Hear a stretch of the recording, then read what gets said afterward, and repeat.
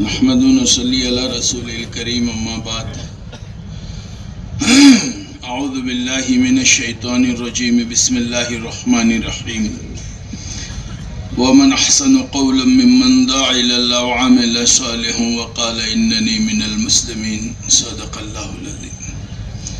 محترم بزرگوں اور دوستو، اللہ پاک آپ حضرات کی آمد کو بے انتہا قبول فرمائے اور اس آمد کو، اس اجتماع کو اللہ ہم سب کی ہدایت کا ذریعہ فرمائے۔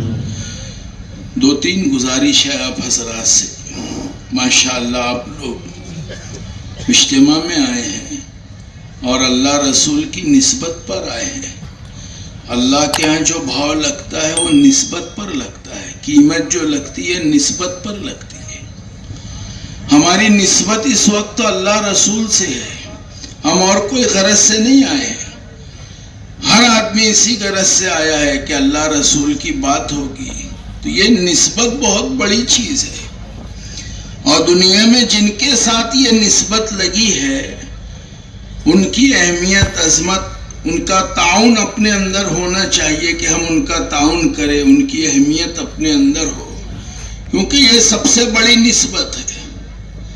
دنیا میں بہت ساری نسبت ہے، علاقے کی نسبت ہے، گاؤں کی نسبت ہے، خاندان کی نسبت ہے، دودھ کی نسبت ہے، خون کی نسبت ہے، برادری کی نسبت ہے، لیکن آپ دیکھو گے ساری نسبتیں محدود ہیں، چھوٹا دائرہ ہے اس کا۔ لیکن اللہ رسول کی نسبت یہ سب سے بڑی نسبت ہے، اس سے بڑی کوئی نسبت نہیں ہے۔ اور دنیا کی نسبتیں دنیا تک ہے، اللہ رسول کی نسبت ہمیشہ کام آئے گی، اس لیے اس نسبت پہ جمع ہوگا۔ قیمت بھی اللہ اسی پر دیں گے، بھاؤ بھی اسی پر ملے گا۔ دوسری نسبتوں پر اللہ کے ہاں کوئی قیمت اور بھاؤ نہیں ہے۔ مال کی نسبت ہے، خاندان کی نسبت ہے، حسب نسب کی نسبت ہے۔ ایک شخص کے دو بچیاں تھی اور اس کی بیوی تھی۔ اس شوہر کا، اس کے انتقال ہو گیا اس آدمی کا، اب بیوی اکیلی ہے، دو چھوٹی بچیاں ہیں اس کی۔ گھر میں فاقہ شروع ہو گیا، تنگی، فاقہ۔ ماں پریشان ہوئی کہ کیسے گزارا ہوگا، کوئی انتظام نہیں تھا۔ تو اس نے سوچا کہ یہاں تو اس گاؤں میں رہتے ہوئے شرم آتی ہے کہ کوئی محنت مزدوری کرے، قریب کے گاؤں میں چلی گئی۔ وہاں گئی، بچیوں کو باہر بٹھایا اور اندر گئی۔ اندر جا کے کہا کہ میں کچھ کھانے کا انتظام کر کے آتی ہوں۔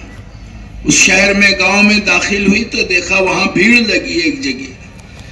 وہاں قریب میں پہنچی تو پوچھا کیا بات ہے؟ کہا ایک سخی ہے، وہ لوگوں کو کھانا تقسیم کر رہا ہے، ایمان والا ہے۔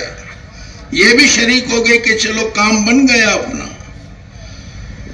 وہاں گئی تو اس نے اپنی حاجت پیش کی کہ میں بیوہ ہوں، دو چھوٹی بچیاں ہیں اور کئی دن کا فاقہ ہے، ہم بھوکے ہیں، اور میں سید ہوں۔ سید اس کو کہتے ہیں جن کی نسبت جناب محمد رسول اللہ صلی اللہ علیہ وسلم کے گھرانے سے ہوتی ہے۔ تو اس آدمی نے کہا تو سید ہے، اس پر گواہ لے کر آ۔ کون گواہی دے گا کہ تو سید ہے؟ وہ کہنے لگی میں اس گاؤں میں نہیں ہوں، مجھے کوئی نہیں جانتا کہ میں یہاں سید ہوں، میں گواہ کہاں سے لاؤں؟ اس نے دینے سے انکار کر دیا۔ رات میں وہ بیچاری مایوس چلی گئی وہاں سے۔ رات میں جب یہ آدمی سویا تو خواب دیکھا اس نے، اور اس کو جنت دکھائی گئی۔ جنت میں ایک محل بتایا گیا، اور اس محل کے اندر جب داخل ہونے لگا پوچھا کس کا محل ہے؟ کہا مسلمان کا محل ہے۔ جب اندر داخل ہونے لگا تو اسے فرشتوں نے روکا کہ یہ تمہارے لیے نہیں، ایمان والوں کا محل ہے، مسلمان کا محل ہے۔ تو وہ کہنے لگا میں بھی مسلمان ہوں۔ فرشتوں نے گواہ، تو گواہ لے کر آ کہ تو مسلمان ہے۔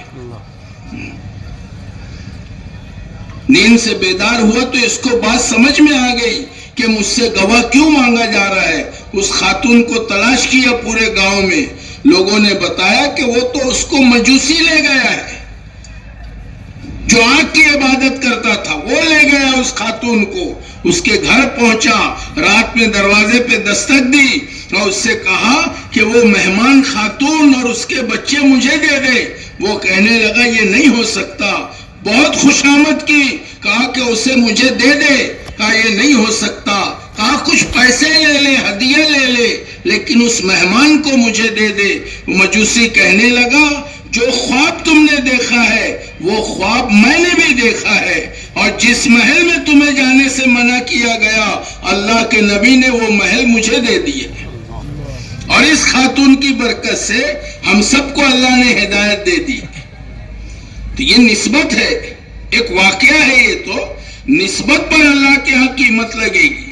ہاں اس لیے ہم اسی نسبت پر جمع ہوئے ہیں، تو درخواست یہ ہے کہ ہم آخر تک بیٹھے، دعا تک بیٹھے، درمیان میں اٹھنے کا ماحول نہ بنائیں، خاص طور سے تشکیل کے وقت۔ دوسری گزارش یہ ہے کہ ہم اس کی فکر کریں کہ اپنے موبائل وغیرہ کا استعمال نہ کریں، فوٹو میں، ویڈیو میں، ریکارڈ میں، اس سے بھی بچے، بلکہ موبائل اگر بند کر دیں تو زیادہ بہتر ہے، ورنہ درمیان میں سے آپ کو اٹھا کے لے جائے۔ آدمی سوچتا ہے کہ چلو وائبریٹ کر دیں، لیکن اس میں بھی اس کا ذہن منتشر ہوتا ہے۔ تو یہ تھوڑی سی گزارش ہے۔ اور تیسری گزارش یہ ہے کہ اگر کوئی تقاضا آ جائے تو ہم نیت کریں، کوشش کریں کہ اس تقاضے پہ ہم لبیک کہیں گے اور اس تقاضے کو پورا کرنے کی نیت کریں گے۔ کریں گے بھائی اس کی فکر؟ ارے ذرا زور سے بولے، پیچھے والے بھی۔ پیچھے والے اپنے کو آزاد سمجھتے ہیں، حالانکہ اللہ نے ایمان والوں کو آزاد نہیں رکھا ہے۔ ایمان والے پابند ہیں، آزاد نہیں ہے۔ دنیا میں آزاد زندگی جانور گزارتے ہیں، ایمان والے نہیں گزارتے۔ یہ تو پابند ہے، تھوکنے میں بھی پابند ہے۔ اسی لیے فرمایا کہ بیت اللہ کے رخ پر منہ کر کے کوئی نہ تھوکے۔ اگر بیت اللہ کی طرف، کعبہ کی طرف منہ کر کے کوئی تھوکے گا تو ساری گندگی جمع کر کے حشر کے میدان میں اس کی پیشانی پہ لگا دی جائے گی۔ تو ہم تو پابند ہیں۔ پابندی یہ کامیابی کے لیے ہے، آزادی اس کا انجام بربادی ہے اور ناکامیابی ہے۔ ہم پابند رہیں، اپنے آپ کو پابند بنائیں۔ حضرت جی مولانا انعام الحسن صاحب رحمۃ اللہ علیہ ایک اجتماع میں فرمانے لگے ہماری محنت مانس بننے کی محنت ہے، اگر مانس بننے کی محنت نہیں کریں گے تو بن مانس بن جائیں گے، بندہ بننے کی محنت نہیں ہوگی تو بندر بن جائیں گے لوگ، انسان بننے کی محنت نہیں ہوگی تو جانور بن جائیں گے۔ اس لیے ہم پابند ہیں پوری زندگی میں، صبح سے شام تک اور شام سے صبح تک، پیدا ہونے سے لے کے موت تک ہم پابندی میں ہیں کہ ہم کو ہر چیز کا طریقہ بتایا زندگی گزارنے کے لیے۔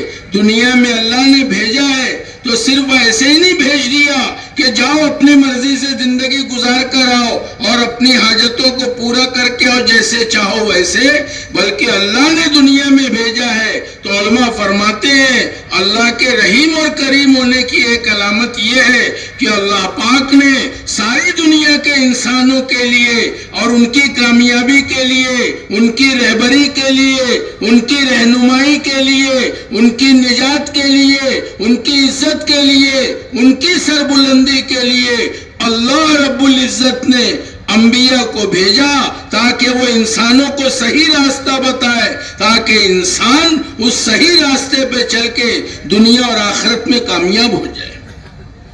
اس لیے سلسلہ جاری کیا کہ ہم اس راستے پر چلے جس راستے پہ چل کے انسانیت کامیاب ہوتی ہے، اور پوری انسانیت کے لیے، پوری انسانیت دو جہان کے سردار اور تمام نبیوں کے امام جناب محمد الرسول اللہ صلی اللہ علیہ وسلم کی امت میں ہے، الگ نہیں ہے کوئی۔ دنیا کے سارے انسان امتی ہیں، ہم سب، ہر ایک کے لیے اللہ کے نبی تشریف لائے اور ہر ایک کی رہبری فرمائی ہے۔ کہا کہ اللہ پاک نے انبیاء کے ذریعے سے وہ راستہ دیا جس کو ہم دین کہتے ہیں، شریعت کہتے ہیں۔ جس کی زندگی میں دین ہوگا اللہ اس کو کامیاب کریں گے، اور جس کی زندگی میں دین نہیں ہوگا، چاہے دنیا کی کتنی نسبتیں اس کے ساتھ لگی ہو لیکن وہ کامیاب نہیں ہو سکے گا۔ دنیا میں بسنے والے انسانوں کی مثال ایسی ہے جیسے سائے کے پیچھے بھاگ رہے ہیں، پرچھائی کے پیچھے بھاگ رہے ہیں۔ حدیث شریف کا مفہوم ہے دنیا آخرت کا سایہ ہے۔ دنیا کیا ہے؟ آخرت کا سایہ ہے، یہ پرچھائی ہے۔ جس کی آخرت بن جائے گی اللہ اس کی دنیا بنا دیں گے، اور جس کی آخرت بگڑ جائے گی اس کی دنیا برباد ہو جائے گی۔ ہماری مثال ایسی ہے کہ ہم اگر سائے کے پیچھے بھاگ رہے ہیں، حالانکہ اگر اصل کی محنت کی جائے تو سایہ ہاتھ میں آ جائے گا۔ مثال کے طور پہ کہیں کبوتر بیٹھا ہے، اب اس کا سایہ بھی ہے دھوپ میں، کہا کہ اب آپ کو اگر کبوتر پکڑنا ہے تو کبوتر پہ ہاتھ ڈالو گے یا سائے پہ ہاتھ ڈالو گے؟ اگر سائے پہ ہاتھ ڈالو گے تو کبوتر اڑ جائے گا، اگر اس پر ہاتھ ڈال دیا تو وہ بھی ہاتھ میں آئے گا اور سایہ بھی ہاتھ میں آئے گا۔ اسی لیے ہماری محنت آخرت کی ہے، اللہ کو راضی کرنے کی ہے کہ آخرت بن جائے گی، دنیا اس کا سایہ ہے، اللہ دنیا بھی بنا دیں گے۔ لیکن آج دھوکہ لگا ہے اور یہ دھوکے کا گھر ہے۔ اللہ نے اس کو متاع الغرور کہا ہے کہ ساری دنیا دھوکے کا سامان ہے۔ آج ایسے ہم کو یہ بات سمجھ میں آتی ہے کہ دنیا دارالاسباب ہے، اسباب کے بغیر کام نہیں چلتا۔ جہاں دنیا دارالاسباب ہے وہیں دنیا دارالعمل ہے، اور جہاں دنیا دارالعمل ہے وہیں اللہ پاک نے اس کو متاع الغرور کہا ہے۔ اور متاع کی تفسیر مولانا عبید اللہ بلیاوی رحمۃ اللہ اور علماء فرماتے ہیں جس کو متاع کہا ہے اللہ پاک نے، متاع وہ کپڑا ہے، متاع وہ اس کی یوں حیثیت ہے کہ جیسے عورتیں جہاں کھانا بناتی ہیں اور کھانا بنانے میں برتن پکڑنے میں جو کپڑا استعمال کرتی ہے اس کی کیا حیثیت ہے، کہا متاع اللہ نے اس کو کہا ہے، دنیا اس کو کہا ہے کہ اس کی حیثیت اس کپڑے سے زیادہ نہیں ہے۔ خود حدیث شریف آپ دیکھیں، اللہ کے نبی صحابہ کے ساتھ مدینہ طیبہ کے باہر جا رہے ہیں، اور جہاں کھان کچرا پڑا ہوتا تھا اور جہاں گندگی ڈالی جاتی تھی وہاں بکری کا بچہ مردار پڑا ہے، اور پوچھا صحابہ سے کہ اس کی کوئی اہمیت ہے؟ اگر اس کی کوئی اہمیت ہوتی تو اس کا مالک اس کو یہاں نہیں ڈالتا۔ اللہ کے نبی نے فرمایا دنیا اس سے زیادہ بے قیمت ہے۔ اسی لیے شیخ عبد القادر جیلانی رحمت اللہ علیہ فرمایا کرتے تھے اے انسان تو دھوکے میں ہے، تو اپنا تعارف کرواتا ہے میں زمیندار ہوں، میں کارخانے دار ہوں، میں سرمایہ دار ہوں، میں جاگیردار ہوں۔ شیخ فرماتے تھے نہ تو کارخانے دار ہے، نہ زمیندار ہے، نہ سرمایہ دار ہے، نہ جاگیردار ہے، بلکہ تو صرف کفندار ہے، وارثوں کے مال کا چوکیدار ہے، تیری کوئی حیثیت نہیں ہے۔ جس دن آنکھ بند ہوگی ساری چیزیں زمین پر رہ جائے گی، خالی ہاتھ آدمی دنیا سے جائے گا، اس کے ساتھ دنیا کی کوئی چیز نہیں جائے گی، اس کے رشتہ دار یہی رہیں گے، مکان یہی رہے گا، ڈگری اور کرسی یہی رہے گی، اس کے پیسے اس کے خزانے یہی رہیں گے، خالی ہاتھ اس کو دنیا سے جانا ہے۔ اور اس دنیا میں جس دنیا میں ہم زندگی گزار رہے ہیں یہ دنیا کی زندگی اللہ رب العزت نے دنیا بنانے کے لیے نہیں دی ہے۔ آج ساری دنیا کے انسان دھوکے میں ہے، دنیا سے دنیا بنا رہے ہیں، حالانکہ اللہ نے دنیا کی زندگی سے آخرت بنانا ہے کہ ہم اپنی آخرت کو بنا لیں، اپنے اللہ کو راضی کر لیں، اپنے پیدا کرنے والے خالق اور مالک کو پہچان کر اس کی مرضی کے مطابق زندگی گزارنے والے بن جائیں۔ اس کے لیے اللہ نے ہم کو بھیجا ہے۔ اب سارے لوگ اپنے اپنے طور سے، اپنی سمجھ سے، اپنی عقل سے کاروبار، کھیتی، دکان سب کرتے ہیں، منع نہیں ہے، آپ سب کام کرو جتنے جائز ہے دنیا میں، اپنی ضرورتوں کے پورا کرنے کے لیے ضرورتیں پوری ہوگی اس سے، لیکن ان سارے اعمال کاموں میں اور تجارت میں، کھیتی میں کہا کہ اللہ کے حکموں کی اور جناب محمد الرسول اللہ صلی اللہ علیہ وسلم کی رعایت ضروری ہے۔ تو یہ بنے گی دنیا، اور یہی دنیا آخرت کے بننے کا سبب بن جائے گی جب زندگیوں میں دین ہوگا۔ اس لیے دین اور آسان بہت ہے، ہم نے اس کو مشکل بنایا ہے، ورنہ دین تو اتنا آسان ہے، جتنے کام دنیا میں ہوتے ہیں اور جتنے کام چلتے ہیں ان سارے سے آسان دین ہے۔ مثال کے طور پہ جس کے دونوں آنکھ نہیں ہے، اندھا اور نابینا ہے، وہ دنیا کا کوئی کام نہیں کر سکے گا۔ جس کے دونوں ہاتھ پیر نہیں ہے وہ دنیا کا کام نہیں کر سکتا، لیکن ایسا شخص جس کے دونوں ہاتھ نہیں، دونوں پیر نہیں اور دونوں آنکھ نہیں، وہ دین پر چل سکتا ہے۔ اتنا آسان دین ہے۔ ایک اللہ والے گزرے ہیں، حدیث کے امام گزرے ہیں، جن کے اندر 5 عیب تھے، دونوں پیر نہیں تھے، دونوں ہاتھ نہیں تھے، آنکھ نہیں تھی، دونوں رنگ کے کالے تھے، ناک چپٹی تھی، لیکن اپنے وقت کے حدیث کے امام تھے وہ۔ اتنا آسان دین اللہ نے ہم کو دیا ہے، کہا یہ دین ہماری زندگی میں آ جائے، اس کی بنیاد ایمان پر ہے۔ بغیر ایمان کے، جیسے حضرت فرماتے تھے رات میں گاڑی بغیر لائٹ کی روشنی کے نہیں چلتی، ایسے ایمان والا ایمان کے نور کے بغیر نہیں چلے گا۔ آکے اس کے لیے دین پر چلنے کے لیے ایمان کا ہونا ضروری ہے۔ اور ایمان کیا ہے؟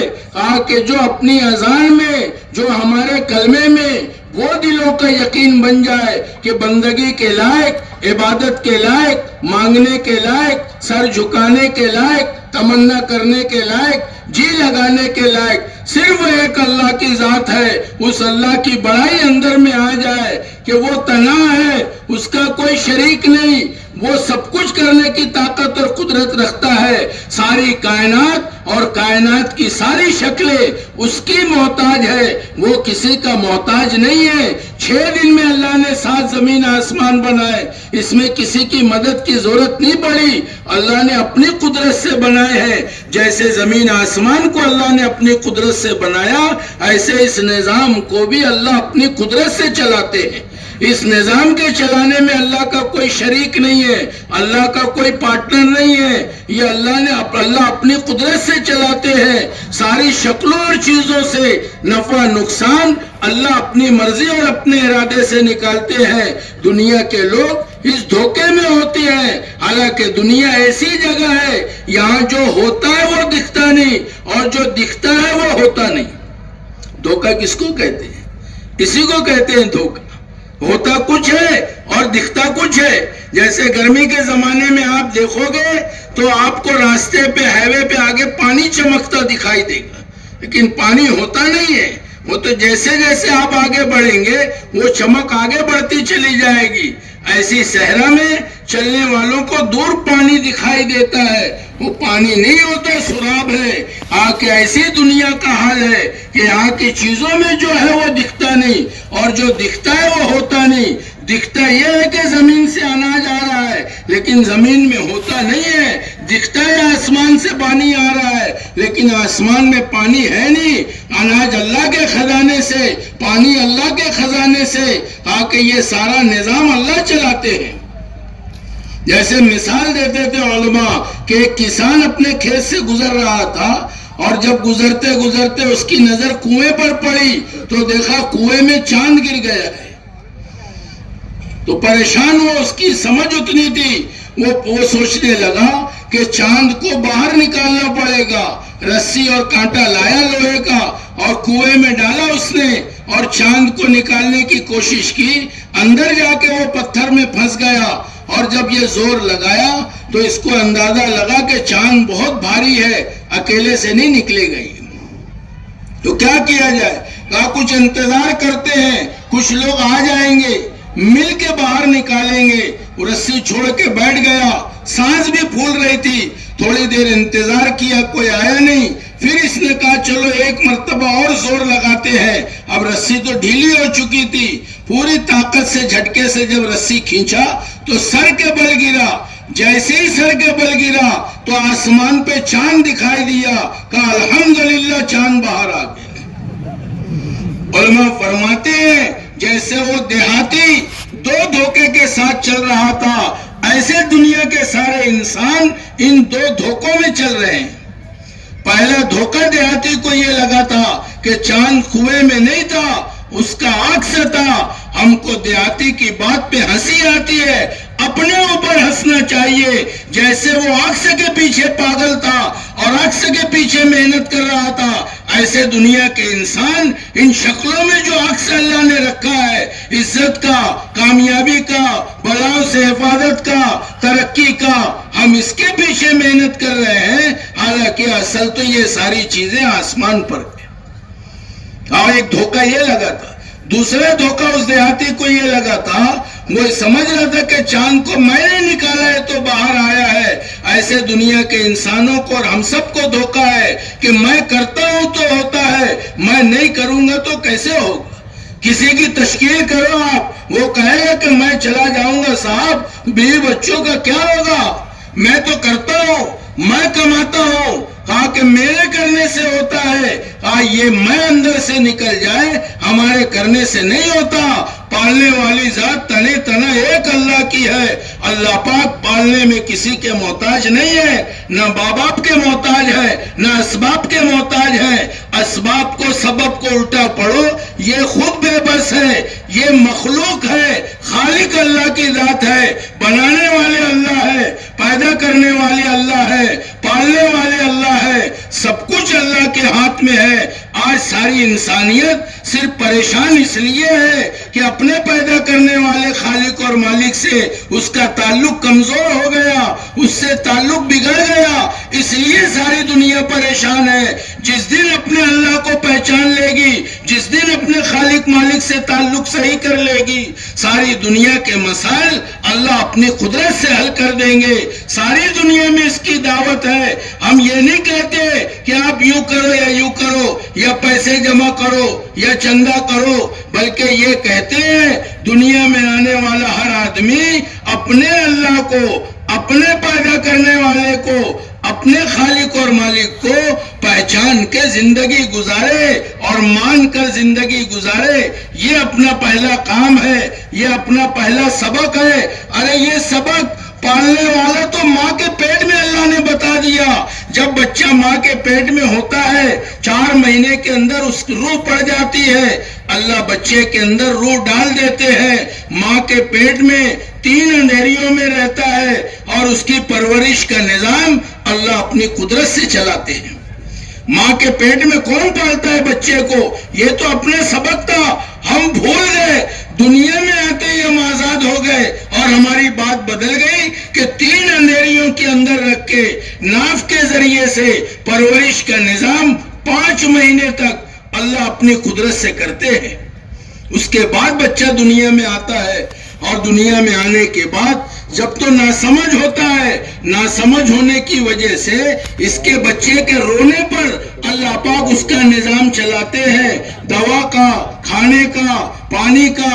صرف وہ بچہ روتا ہے، بول نہیں سکتا کہ کیا حاجت اور کیا ضرورت ہے یا کیا تکلیف ہے، صرف وہ روتا ہے۔ ماں باپ سمجھ جاتے ہیں کہ کیا مسئلہ ہے اور رونے پر نظام چلتا ہے۔ حالانکہ اتنا بے حیثیت ہوتا ہے یہ کہ اپنے پیشاب پاخانے میں پڑا رہتا ہے، اسے ہوش نہیں رہتا ہے، گندگی میں پڑا ہے، لیکن جب عقل آتی ہے، سمجھ آتی ہے تو نگاہ ماں پر جاتی ہے کہ میری حاجتیں ماں سے پوری ہوتی ہے۔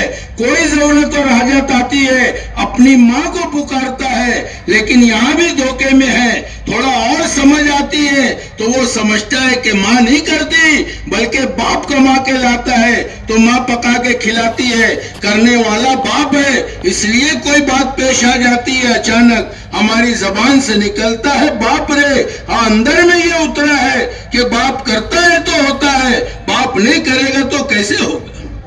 جب اور سمجھ آتی ہے تو پھر اپنے آپ پہ یقین بنتا ہے کہ میں کرتا ہوں تو ہوتا ہے، میں نہیں کروں گا تو کیسے ہوگا۔ ہاں یہ دھوکہ ہے۔ ایک مرتبہ ملک الموت ایک شخص کی، ظالم آدمی کی روح لے کر جا رہے تھے۔ فرشتوں نے پوچھا کبھی کسی کی روح نکالنے پہ تم کو رحم آیا ہے؟ تو کہا کہ ہاں۔ کہا ایک مرتبہ جنگل میں ایک عورت کو بچہ پیدا ہوا اور اللہ کا حکم آیا کہ بچے کی ماں کی روح نکال لو، تو اس وقت رحم آیا تھا کہ یہ بچہ ابھی پیدا ہوا جنگل میں، کوئی نہیں یہاں پہ، سارے درندے ہیں، ماں کی روح نکال لیں گے تو بچے کی پرورش کیسے ہوگی؟ کہا اس کی روح نکال لی ہم نے، اس وقت رحم آیا تھا، فرشتوں نے بتایا جس ظالم آدمی کی تم روح لے کر جا رہے ہو یہ وہی بچہ ہے۔ کس نے پالا اسے؟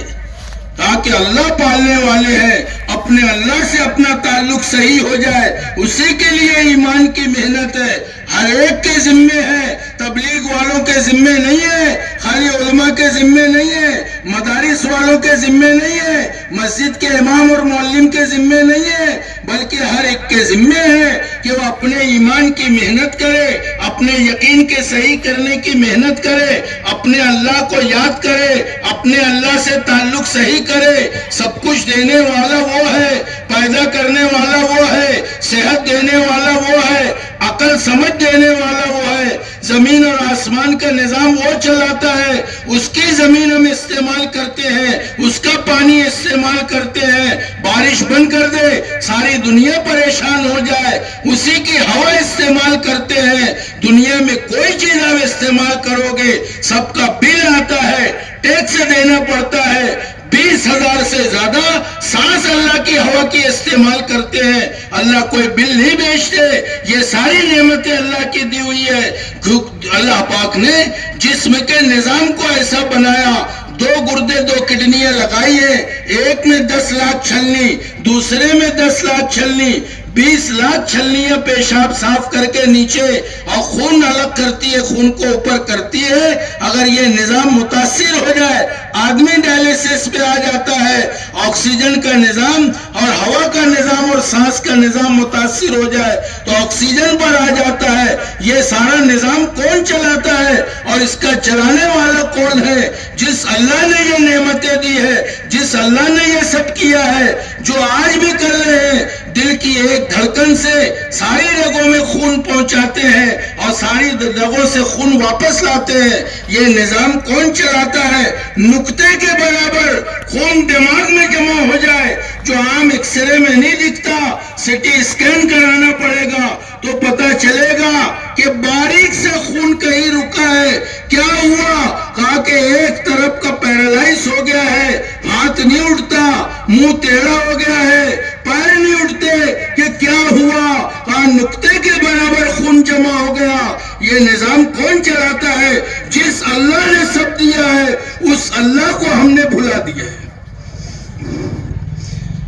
حالانکہ اللہ نہیں بولتے ہم کو، اللہ فرماتے ہیں میرے بندے تو مجھے یاد کرتا ہے، میں تجھے یاد کرتا ہوں۔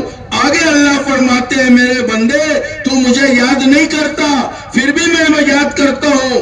اللہ فرماتے ہیں میں تجھ سے محبت کرتا ہوں۔ کس سے بول رہے ہیں؟ جو چاہے نماز میں نہ ہو اور تبلیغ میں نہ ہو، روزہ نہ رکھتا ہو، گناہ کرتا ہو، گندگی میں پڑا ہو، ہر ایک سے اللہ کہہ رہے ہیں کہ اے میرے بندوں اور بندیوں میں تم سے محبت کرتا ہوں، تم بھی مجھ سے محبت کرو۔ جب بندہ متوجہ نہیں ہوتا اللہ فرماتے ہیں اے میرے بندوں میں تم سے محبت کرتا ہوں، میرے اس حق کا واسطہ جو میرا تم پہ بنتا ہے تم بھی مجھ سے محبت کرو۔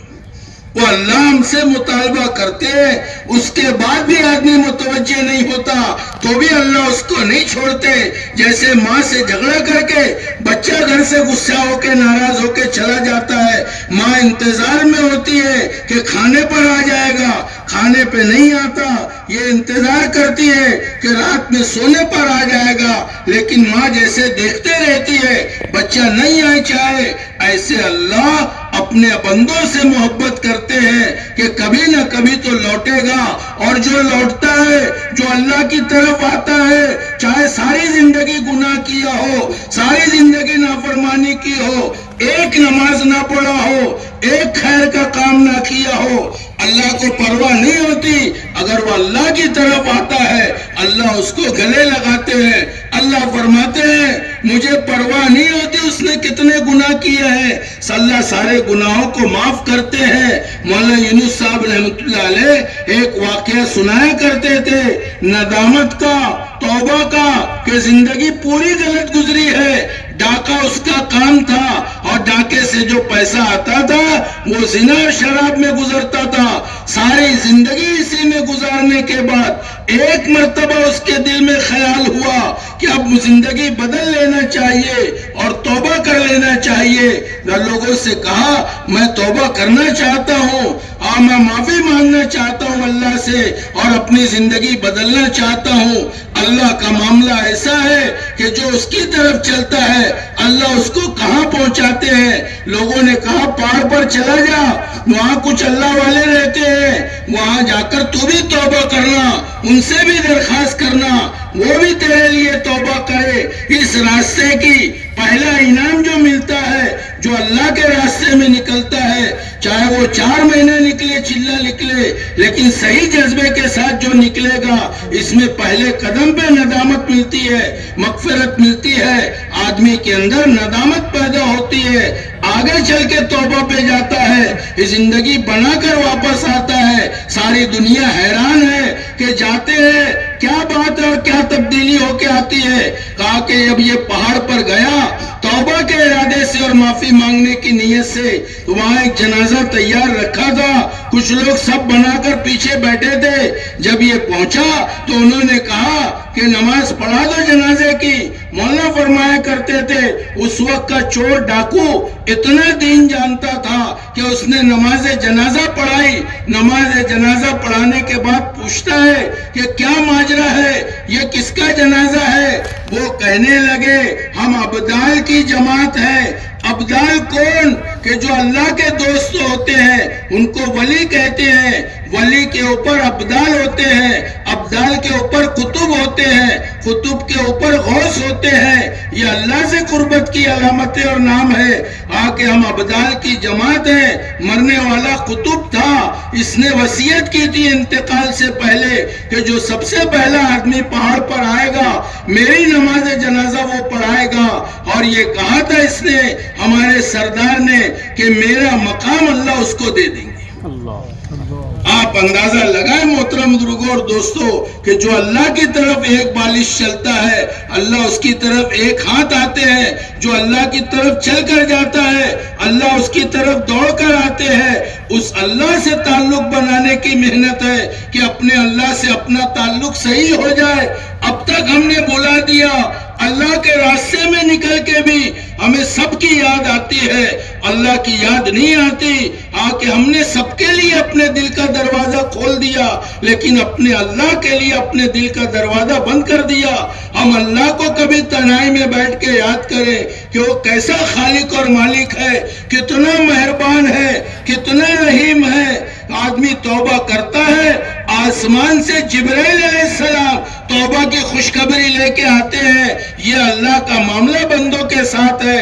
اللہ کے نبی نے ثعلبہ ابن عبد الرحمن انصاری کو, ایک صحابی ہے, مدینہ طیبہ میں ایک کام سے بھیجا کہ جاؤ ثعلبہ یہ کام کر کے آؤ. ثعلبہ رضی اللہ عنہ مدینہ طیبہ میں گئے. ایک مکان کے اندر ایک عورت پر ان کی نگاہ پڑ گئی جو غسل کر رہی تھی. ایک غلط نگاہ کا اٹھنا ان کی طبیعت پہ اتنا بوجھ ہوا اور دل میں اتنا چبھن ہوئی کہ وہ مدینہ طیبہ چھوڑ کے نکل گئے کہ اگر اس گناہ کی خبر حضور کی ہوگی تو حضور میری نماز جنازہ نہیں پڑھائیں گے. اللہ نے اگر حضور کو بتا دیا تو میرا کیا ہوگا. مدینہ چھوڑ کے نکل گئے. جن کے دل زندہ ہوتے ہیں ان کے اندر چبھن ہوتی ہے, جن کے دل مردہ ہوتے ہیں ان کو گناہوں کی چبھن نہیں ہوتی. مثال کے طور پہ ہاتھ میں اگر لکڑی گڑ جائے اتنی باریک جو دکھائی نہیں دیتی, بہت مشکل سے دکھتی ہے لیکن آدمی کو بے چین کر دیتی ہے. اس کی علامت ہے کہ اس کا جسم کا یہ حصہ زندہ ہے. اگر اس کو لکڑی چوب جائے اور اس کو احساس نہ ہو تو آدمی کہے گا تمہارا یہ حصہ مردار ہو چکا ہے, سن ہو چکا ہے, تم کو احساس نہیں ہوتا. ایسے آدمی سے کوئی بھول ہوتی ہے فوراً دل میں احساس ہوتا ہے کہ غلط ہو گیا, یہ مناسب نہیں ہے. لیکن غلط ہونے کے بعد اگر دل میں چبھن نہیں ہو رہی ہے اس کا مطلب یہ ہے کہ یہ دل مر چکا ہے, اس میں زندگی نہیں ہے. ظاہری اعتبار سے اور جسمانی اعتبار سے چاہے یہ زندہ ہے لیکن یہ مردار ہو چکا ہے. ایسی توبہ کی ہے سالبہ ابن عبد الرحمن انصاری نے کہ جبرائیل علیہ السلام آسمان سے آئے اور اللہ کے نبی نے پوچھا کہ اللہ کے نبی سالبہ ابن عبد الرحمن انصاری کہاں ہے؟ اللہ کے نبی نے بتایا خبر نہیں ہے، تو جبرائیل علیہ السلام پتہ بتا رہے ہیں اور فرما رہے ہیں کہ مدینہ طیبہ کے باہر پہاڑیوں میں، کہا کہ آپ دیکھیں وہاں سالبہ ابن عبد الرحمن انصاری اللہ سے معافی مانگ رہے ہیں، توبہ کر رہے ہیں، ان کو خوشخبری سنانا کہ اللہ نے ان کے گناہ کو معاف کر دیا ہے۔ اللہ کے نبی نے دو صحابی حضرت عمر اور حضرت سلمان غالباً رضی اللہ عنہما کو بھیجا، دونوں مدینہ طیبہ کے باہر گئے، جو پتہ بتایا تھا وہاں پہنچے، وہاں ایک چرواہا ملا، اس سے پوچھا کہ تم نے سالبہ ابن عبد الرحمن انصاری کو دیکھا ہے؟ کہا میں نے تو اس نام کے کوئی آدمی کو نہیں دیکھا، لیکن ایک آدمی میں نے دیکھا ہے، جب رات آدھی گزر جائے گی ان وادیوں سے نکلے گا، جو اپنے اللہ سے بھاگا ہوا ہے، آدھی رات کے بعد نکل کے سر پہ مٹی ڈالتا ہے اور کہتا ہے کہ اللہ تو نے معاف نہیں کیا تو میری ہلاکت میں کوئی شک نہیں۔ انتظار کیا اور جب آدھی رات گزر گئی تو دیکھا کہ سالبہ ابن عبد الرحمن انصاری نکلے اور اپنے سر پہ مٹی ڈال رہے اور توبہ کر رہے اللہ سے۔ حضرت عمر رضی اللہ عنہ نے آواز دی تو آواز پہچان گئے، چیخ ماری، پوچھا کیا بات ہے؟ کہا اللہ کے نبی نے بلایا ہے۔ کہا کہ میں تو نہیں جا سکتا، آپ کا سامنا کرنے کی میری ہمت نہیں ہے۔ کہا کہ حضرت عمر رضی اللہ عنہ نے فرمایا کہ اللہ کے نبی نے یاد کیا ہے، تمہیں بلایا ہے، حکم تھا حضور کا اور آپ نے بلایا تھا تو شرط لگائیے، ٹھیک ہے میں چلتا ہوں، لیکن اس شرط پر کہ اللہ کے نبی نماز پڑھا رہے ہو، سارے لوگ نماز میں شامل ہو، میں پیچھے سے جا کے سب میں شامل ہو جاؤں۔ اس شرط پر آئے، امامت ہو رہی تھی، نماز تیار تھی، جماعت کھڑی تھی، وہاں پیچھے سے شامل ہوئے نماز میں، اور جیسے ہی حضور کے کان کی تکبیر کی آواز کان میں پڑی ہے، چیخ مار کے بے ہوش ہو گئے۔ کہ یہ زندہ دل کی علامت ہے کہ آدمی کے اندر احساس ندامت پیدا ہو جائے، چبن پیدا ہو جائے کہ جو اللہ کی طرف چلے گا، جو اللہ کو اپنا بنا لے گا، اللہ اس کو اپنا بنا لیں گے، ہم اللہ کی بات پوری کریں گے، اللہ ہماری بات پوری کر دیں گے۔ آج ہماری بات پوری نہیں ہوتی، کام پورے نہیں ہوتے، ہم الجھے ہوئے ہیں۔ حدیث قدسی کا مفہوم ہے، اللہ فرماتے ہیں اے ابن آدم تو میری عبادت کے لیے فارغ ہو جا، میں تیرے سینے کو خنے سے بھر دوں گا، اور اگر تو ایسا نہیں کرے گا میں تیرے تفکرات کو ظاہر نہیں کروں گا اور تجھ کو تیرے مشاغل میں پھنسا دوں گا۔ ہم تشکیل کرتے ہیں، لوگ بولتے ہیں ہم پھنسے ہوئے ہیں، کام ہو جائے تو جائیں گے، مسئلہ حل ہو گئے تو نکلیں گے۔ کہا کہ یہ تو اللہ کی ذات پہ کمزور یقین کی بات ہے۔ کہا کہ ہم اللہ کے بھروسے پہ، اللہ قرآن میں اعلان کرتے ہیں کہ جو مجھ پر بھروسہ کرتا ہے میں اس کے لیے کافی ہوں۔ جیسے صحابہ نکلتے تھے اللہ کے راستے میں، کہا کہ یہ یقین بن جائے۔ اس یقین کے بنانے کے لیے کہا کہ گھر کی محنت ہے، مسجد کی محنت ہے، محلوں میں محنت ہے، اللہ کے راستے میں نکل کے محنت ہے کہ اپنے ایمان اور اعمال کی محنت آدمی کرے، گھروں کے اندر ایمان کا حلقہ لگائے، اپنی ماں بہنوں کے درمیان ایمان کی بات کرے، بچے ہمارے ایمانی بول بولے، ان کا یقین صحیح ہو جائے، ماں بہنوں کا یقین صحیح ہو جائے، اپنے مسجد میں حلقہ لگتا ہے ایمان کا، اس میں بیٹھ کے ہم سنیں، جس سے تعلق ہوتا ہے، جس سے محبت ہوتی ہے، اس کا نام آدمی بار بار لیتا ہے۔ آپ اندازہ لگاؤ اللہ جب ہم سے مطالبہ کرتے ہیں کہ ہم ان سے محبت کریں، ہمیں خبر نہیں ہے کہ وہ اللہ کتنے مہربان ہیں، کتنے رحیم ہیں، کتنا نبھاتے ہیں۔ ہم اپنی بیوی کو نہیں نبھا پاتے، مالک نوکر کو نہیں نبھا پاتا، دو چار غلطی ہوتی ہے مالک غصہ ہو جاتا ہے، عورت سے کوئی غلطی ہوتی ہے شوہر غصہ ہو جاتا ہے، بیٹے سے کوئی غلطی ہوتی ہے باپ گھر سے نکال دیتا ہے، لیکن ساری زندگی نافرمانی کرتے ہیں۔ اللہ دنیا سے نہیں نکالتا، دنیا بدلے کی جگہ نہیں ہے، کوئی سزا نہیں اتارتا، بس اللہ کا مطالبہ یہ ہے کہ میرے بندو یہ میری ساری نعمتیں تم استعمال کرتے ہو، اس کے بدلے میں میری مان کے دنیا میں زندگی گزار دو، اللہ کے حکموں کے مطابق زندگی گزار دے اور اللہ کے سارے احکامات کو جناب محمد رسول اللہ صلی اللہ علیہ وسلم کے طریقے پہ مطابق زندگی گزار۔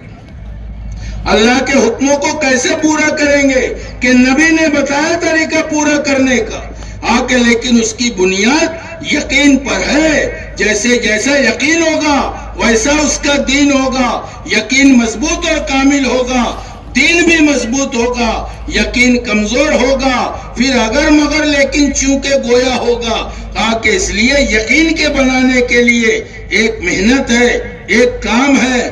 آپ کو یقین کی میڈیکل پہ دوا نہیں ملے گی، ایمان کا بنانا ضروری ہے، ایمان کا سیکھنا ضروری ہے۔ جیسے صحابہ ایمان سیکھتے تھے، جیسے اللہ کے نبی نے صحابہ کو ایمان سکھایا، چھوٹے سے بچے کو سواری پہ سوار ہے، اللہ کے نبی فرمائے ہیں کہ تو اللہ کے دین کی حفاظت کر، اللہ تیری حفاظت کریں گے۔ کہا کہ یہ یقین کے جملے ہیں، کہا کہ ہم اپنے یقین کے بنانے کے لیے ایک ایک آدمی، ایک ایک فرد اپنے اللہ سے تعلق کے جوڑنے کی محنت کریں کہ ہم تو اس تعلق کو مضبوط کریں گے۔ اس کے لیے ایک محنت ہے، دوسرے دعا ہے کہ اللہ سے دعا مانگیں گے۔ حضور پاک صلی اللہ علیہ وسلم کی دعاؤں میں ملتا ہے، اللہ کے نبی نے دعائیں مانگی ہے ہماری تعلیم کے لیے اور سمجھانے کے لیے کہ ایسے اللہ ایسا ایمان دے جو دلوں میں رچ بس جائے، تاکہ ایسا یقین اور ایسا ایمان اپنا بن جائے۔ اس لیے اس ایمان کی محنت ہے، یہ اپنا سرمایہ ہے، اپنی پونجی ہے، اپنی دولت ہے، اس کے بغیر دنیا آخرت کے کام نہیں بنیں گے۔ یہ بن جائے گا، اللہ کی ذات عالی کا یقین ہو جائے گا تو پھر یہ حال ہوگا 24 گھنٹے میں کوئی حال آئے گا، آدمی اپنے اللہ سے کہے گا۔ آج محنت نہ ہونے کی وجہ سے ہم مخلوق کی طرف متوجہ ہوتے ہیں۔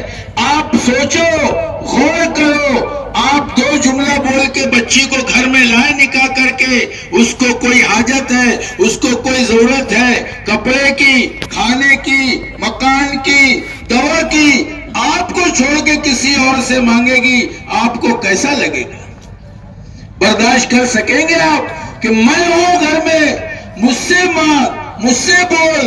آپ اللہ کو چھوڑ کے ہم مخلوق کی خوشامد کرتے ہیں، جبکہ اللہ نے اعلان کیا سب فقیر ہے، غنی صرف اللہ کی ذات ہے۔ کبھی آپ نے دیکھا کہ کوئی بھکاری دوسرے بھکاری سے بھیک مانگ رہا ہو؟ اسے پتا ہے کہ یہ خود بھکاری ہے۔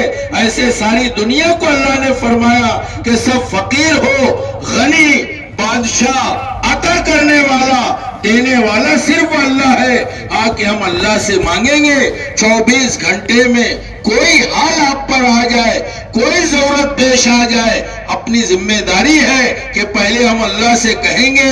اس کے لیے نماز دی ہے کہ 2 رکعت نماز پڑھے آدمی اور اللہ سے مانگے کہ اللہ یہ نماز اللہ سے لینے کا سب سے مضبوط ذریعہ ہے، سب سے مضبوط واسطہ ہے۔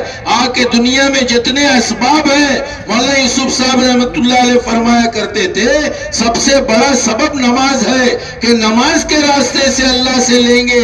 جیسے صحابہ لیتے تھے نماز کے راستے سے لیتے تھے۔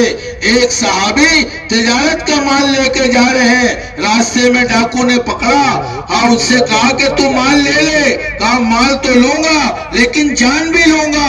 انہوں نے کہا کہ تو مال لے لے، تیرا یہی مقصد ہے؟ کہا نہیں، جان بھی لوں گا۔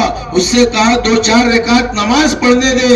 نماز پڑھ کے دعا کی، یا ودود یا ذل عرش المجید یا فعال لما یرید اسألک بعزتک التي لا ترام وملکک الذی لا یضام وبنورک الذی ملا الارکان عرشک تکفینی شر هذا اللصیص یا مغیث اغثنی یا مغیث اغثنی یا مغیث اغثنی۔ ایک فرشتہ آیا اور اس نے ڈاکو کو ہلاک کیا. اس طرف متوجہ ہوا, انہوں نے پوچھا تم کون ہو؟ کہا میں چوتھے آسمان کا فرشتہ ہوں. پہلی مرتبہ تم نے دعا کی تو شور مچ گیا, پھر میں نے تیسری مرتبہ میں اللہ سے درخواست کی کوئی مصیبت زدہ ہے آپ اجازت دیں میں اس کی مدد کر دوں. اور خوشخبری فرشتے نے سنائی ہے, کوئی مسلمان دین کامل اور مکمل ہے, آپ کو کہیں جانے کی ضرورت نہیں ہے. خوشخبری سنائی ہے, کوئی مسلمان کو کوئی حاجت ہو, کوئی ضرورت ہو, 2-4 رکعت نماز پڑھ کے اس دعا کو پڑھنے کے بعد جو دعا مانگے گا اللہ اس کی حاجت کو پوری کر دیں گے. سارا مسئلہ دین میں سارے مسائل کا حل ہے. ہم اس کو چھوڑ کے پریشان ہیں. آپ پکڑ کر دیکھو, زندگی میں داخل کر کے ہم دیکھیں دین کو کہ اللہ پاک دنیا کیسی بناتے ہیں, عزت کیسی دیتے ہیں, کامیابی کیسی دیتے ہیں, راحت اور سکون کیسے دیتے ہیں. ورنہ حال یہ ہے کہ اوپر سے شیروانی ہے, اندر سے پریشانی ہے, اوپر سے مالدار ہے, اندر سے قرضدار ہے. یہ سب دھوکہ ہے. یہ جتنا دکھاوا ہے یہ سب دھوکہ ہے, اندر معاملہ کچھ اور ہے. کہ اس کی مثال ایسی ہے جیسے پلاسٹک کے پھول ہیں, بغیر دین کے پھول تو ہوگا لیکن خوشبو نہیں ہوگی. ایسے بغیر دین کے کامیابی کی اور عزت کی شکلیں ہوگی لیکن عزت نہیں ہوگی. مال سے عزت نہیں ملتی, عہدے کرسی ڈگری سے نہیں ملتی, بلکہ دنیا کے ان لغڑے اسباب سے جو عزت ملتی ہے اسباب تک ملتی ہے. مال چلا جائے گا, لوگ عزت کرنا چھوڑ دیں گے, کرسی چلی جائے گی, لوگ پوچھنا چھوڑ دیں گے, طاقت چلی جائے گی, لوگ اکرام نہیں کریں گے. لیکن دین جب زندگی میں آئے گا تو اس دین کی بنیاد پر چاہے مال نہ ہو, عہدہ نہ ہو, کرسی نہ ہو, ڈگری نہ ہو, کوئی چیز دنیا کے اسباب نہ ہو, لیکن دین کی بنیاد پر جیسے صحابہ کو اللہ نے عزت دی تھی, وہ عزت اللہ پاک دین کی بنیاد پر دیں گے. عزت تو قرآن میں تذکرہ ہے کہ اللہ سے چلتی ہے, رسول سے ہوتی ہوئی ایمان والے تک پہنچتی ہے. یہ اس وقت تو ہوگا کہ اپنی زندگی میں 100% دین پوری حقیقت کے ساتھ زندہ ہو جائے. اس لیے ہر حاجت میں ہم مخلوق سے نہیں مانگیں گے.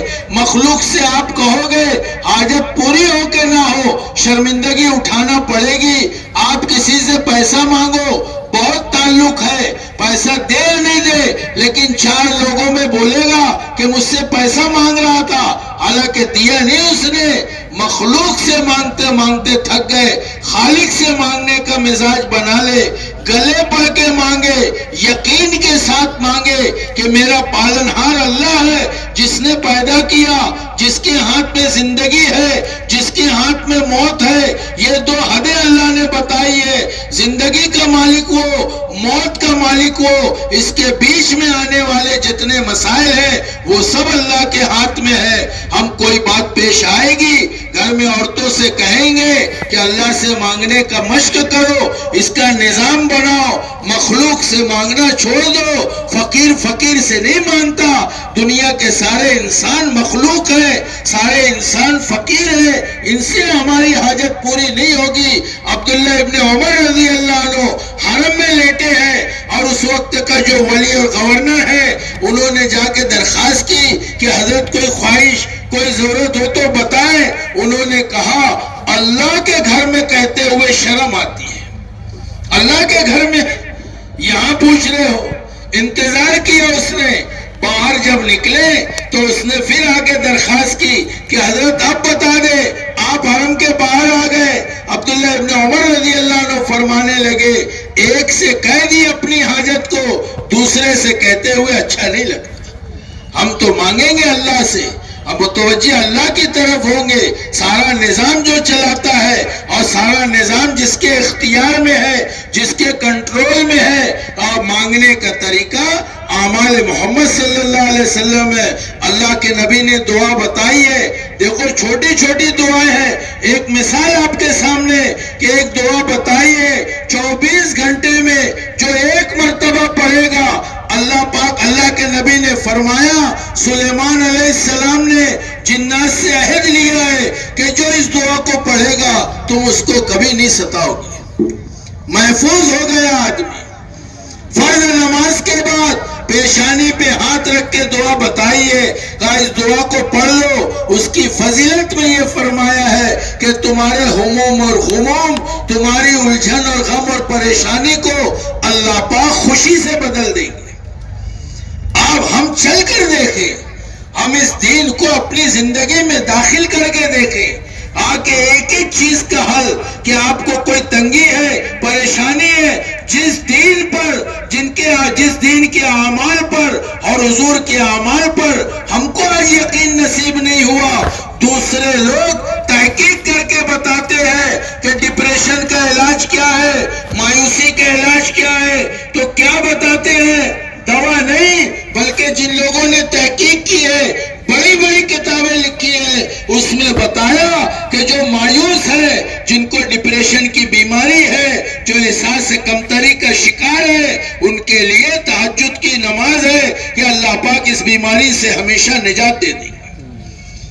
ہم پریشان اس لیے کہ اپنی زندگی میں داخل کریں، تو تحقیق کر کے جتنے اعمال حضور پاک صلی اللہ علیہ وسلم کے ہیں ہر ایک پر تحقیق کی ہے. اس کے لیے ہم نبی کے طریقے پہ نہیں چلیں گے کہ وہ ہمارا یہ فائدہ ہوگا، بلکہ سنت تو سنت کی نیت سے چلیں گے، اور سنت کے بغیر کوئی عمل اللہ کے ہاں مقبول نہیں ہوگا. آپ دھوکے میں مت رہنا کہ ظاہر کی کوئی ضرورت نہیں ہے، ظاہر جیسا بھی ہو، دل تو میرا صحیح ہے، میں کسی پہ ظلم نہیں کرتا، بس لباس ایسا ہے، میرا چہرہ ایسا ہے، میں کسی کا حق نہیں مارتا. نہیں، ظاہر بھی صحیح ہو اور باطن بھی صحیح ہو. ظاہر کا صحیح کرنا بھی ضروری ہے اور باطن کا صحیح کرنا بھی ضروری ہے. ظاہر کے اثرات باطن پر پڑیں گے کہ اپنا ظاہر صحیح ہو جائے. اس لیے ضروری ہے، آپ دیکھو چوراہے پر ڈریس میں آدمی کھڑا ہوتا ہے، اس کے ساتھ پوری حکومت کی طاقت ہے، ہاتھ دیتا ہے ساری گاڑیاں رک جائے گی کہ کیا بات ہے، خالی ڈریس کی حیثیت ہے. آپ بغیر ڈریس کے کھڑا کر دو کسی آدمی کو چوراہے پہ، ہاتھ دے گا، کوئی گاڑی رکنے کو تیار نہیں ہے. لوگ دھوکے میں ہیں کہ ظاہر سے کیا ہوتا ہے، ظاہر کے بغیر اللہ کے عمل مقبول نہیں ہے. آپ شادی کا کارڈ بناؤ، اگر اس کو کہیں باہر بھیجنا ہے، اب تو دوسرا واٹس ایپ کا زمانہ آ گیا. پہلے یہ ہوتا تھا کہ ٹکٹ لگانا پڑتا تھا اور اس کے بعد وہ دوسرے شہر اور گاؤں میں جاتا تھا، پوسٹ ڈبے میں لیٹر میں ڈالنا پڑتا تھا، پھر پوسٹ مین لے کے جاتا تھا، اور ایسا لیٹر اگر اس ڈبے میں آ جائے جس پر حکومت کی مہر نہیں ہے، ٹکٹ نہیں لگا ہے، تو وہ اٹھا کر چاہے کتنا ہی شادی کا قیمتی کارڈ ہو، لیکن پوسٹ مین اٹھا کر اس کو کچرے کے ڈبے میں ڈال دیتا. ایسے ہی حضور پاک صلی اللہ علیہ وسلم و اعمال، جو سنتیں ہیں صبح سے شام تک کی، جو طریقہ اللہ کے نبی نے بتایا ہے، لوگ بولتے ہیں دین میں لچک ہے، کمپرومائز ہے، فلیکسیبل ہے، یہ دھوکے میں ہے. حضور پاک صلی اللہ علیہ وسلم کے طریقے میں اور حضور پاک صلی اللہ علیہ وسلم کی سنتوں میں کوئی کمپرومائز نہیں ہے. آپ کو بتایا ہے یہ دین ہے، یہ شریعت ہے، یہ سنت ہے. کہا کہ ساری سنتیں اپنی زندگی میں آ جائے، سر کے بال سے لے کے پیر کے ناخن تک، اور صبح سے شام تک اور شام سے صبح تک، پیدا ہونے سے لے کے موت تک، کہ ہم اللہ کے نبی کے طریقے میں زندگی گزارے، کہ اپنے نبی کا طریقہ یہی ہم کو محبوب ہے. ایسا نبی اللہ نے دیا ہے جن کا مقام یہ ہے، اللہ کے بعد کسی کا مرتبہ اور مقام ہے تو جناب محمد الرسول اللہ صلی اللہ علیہ وسلم کا مقام ہے. آپ کی تعریف میں کوئی بیان نہیں کر سکتا، آپ کی تعریف تو بہت وسیع ہے. ایک شاعر نے لکھا ہے آپ کی تاریخ میں، وہ شرق سے تا غرب اگر مال کے انبار، گردوں سے زمین تک وہ اگر درہم و دینار، ہر ذرہ بنے در، پارس بنے کوثار، اور ایک سمت کھڑے ہو نبی احمد مختار. غرقالی کے پرساد کا بس ہو تو کیا لے، سب چھوڑ دے نالین محمد کے اٹھا لے. شاعر کہتا ہے ہو شرق سے تا غرب اگر مال کے انبار، پوری دنیا کو مشرق سے مغرب تک مال سے بھر دیا جائے، گردوں سے زمین تک وہ اگر درہم و دینار، کہ آسمان سے زمین تک ساری دنیا کو دینار اور درہم سے بھر دیا جائے، ہر ذرہ بنے در، دنیا کے جتنے کنکر ہیں سب موتی بن جائیں، پارس بنے کوثار، اور جتنے پہاڑ ہیں یہ سب سونا بن جائے۔ اور وہ کہتا ہے شاعر کہ مجھے اختیار دیا جائے کہ میں کیا لوں گا، یہ ساری چیزیں جو دنیا سے بھری ہے، یا یہ لوں گا کہ کالی کے برسات کا برس ہو تو کیا لے، کہ سب چھوڑ دے حضور کی جوتیاں اٹھا لے، سب چھوڑ دے نالین محمد کے اٹھا لے۔ یہ ہے اب کی ہم تو یہ تعریف، یہ زبان اس لائق نہیں ہے کہ اللہ کے نبی کی تعریف کر سکے، جس نبی کی تعریف خود اللہ نے کی ہے ہم اس کی تعریف کیا کر سکتے ہیں۔ لیکن اس نبی کے طریقوں کو ہم نے اپنی زندگیوں سے نکال دیا، حالانکہ ہماری کامیابی کے لیے، ہماری عزت کے لیے حدیث قدسی کا مفہوم ہے، اللہ فرماتے ہیں مجھ تک آنے کے سارے راستے اور دروازے بند ہیں، جو ایک ہی راستہ ہے اور ایک ہی دروازہ ہے، جو حضور کے طریقے پہ آئے گا وہ اللہ کا ہے، جو نبی کے طریقے پہ نہیں چلے گا وہ اللہ کا نہیں ہے۔ مولانا عبید اللہ بلیاوی رحمت اللہ علیہ فرماتے تھے آدمی چاند تک چلا جائے اللہ تک نہیں پہنچے گا، سورج تک چلا جائے اللہ تک نہیں پہنچے گا، اس کو چل کر محمد رسول اللہ تک جانا پڑے گا تو اللہ تک پہنچے گا۔ ساری دنیا اللہ کو نہیں جانتی تھی، کسی کو خبر نہیں تھی، التوحید کے گھر میں نہ جانے کتنے خدا تھے، دنیا اللہ کو نہیں جانتی تھی، حضور نے اللہ کی پہچان کروائی ہے اور آپ نے بتایا ہے اس نبی کے طریقے۔ محترم بزرگوں اور دوستوں، اپنی زندگی میں ہمارے ایک شاعر تھے جو حضور کی شان میں لکھتے تھے، اس دھوکے میں لوگ رہتے ہیں ہم حضور کی شان میں لکھ دیں، پڑھ دیں، سنا دیں، لیکن زندگی اس کے مطابق ہونا چاہیے۔ فارسی میں حضور کی شان میں لکھتے تھے تو ایک باہر ملکوں میں جہاں فارسی بولی سمجھی جاتی ہے ایک آدمی عاشق ہو گیا کہ اتنا حضور کی شان میں ایسے کلمات لکھتا ہے، اس کی زندگی کیسی ہوگی۔ اس ملک سے چل کر شاعر کے پاس آیا کہ اس کی زندگی دیکھیں گے، اور جب وہ شاعر کے یہاں پہنچا تو لوگوں نے بتایا کہ وہ تو بال بنانے کے لیے نائی کی دکان پر ہے۔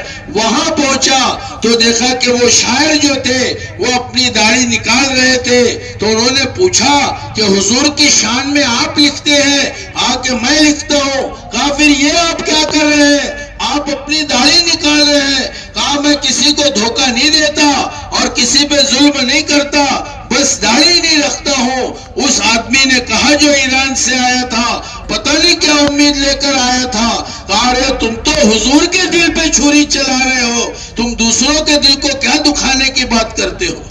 کہا اپنی زندگی نبی کے طریقے پہ آ جائے، یہی طریقہ ہے، کھانے میں، پینے میں، کمانے میں، رہن سہن میں، اخلاق میں، معاملات میں، معاشرت میں، کاروبار میں، بازار میں، تجارت میں، ہر جگہ اللہ کے نبی نے بتایا ہے تاجر کیسے تجارت کرے۔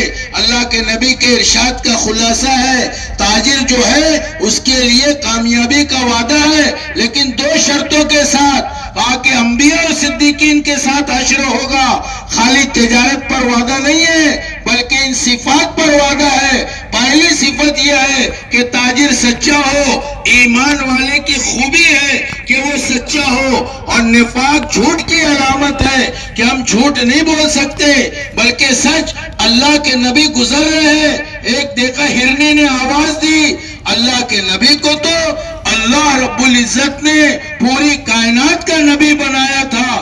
خود اللہ کے نبی فرماتے ہیں میں ان درختوں اور پتھروں کو جانتا ہوں جو نبوت ملنے سے پہلے مجھ کو سلام کیا کرتے تھے، وہ پتھر سلام کرتے تھے۔ ہرن نے آواز دی، ہرنی نے آواز دی، آپ ٹھہر گئے۔ اس نے کہا ہے اللہ کے رسول آپ کے صحابی نے مجھے پکڑ لیا ہے، میرے چھوٹے چھوٹے بچے ہیں، اگر آپ اجازت دے میں ان کو دودھ پلا کر آ جاؤں گی۔ ان اللہ کے نبی نے اس کو آزاد کرنے سے پہلے پوچھا کہ تو دھوکہ تو نہیں دے گی، بات تو نہیں بدلے گی؟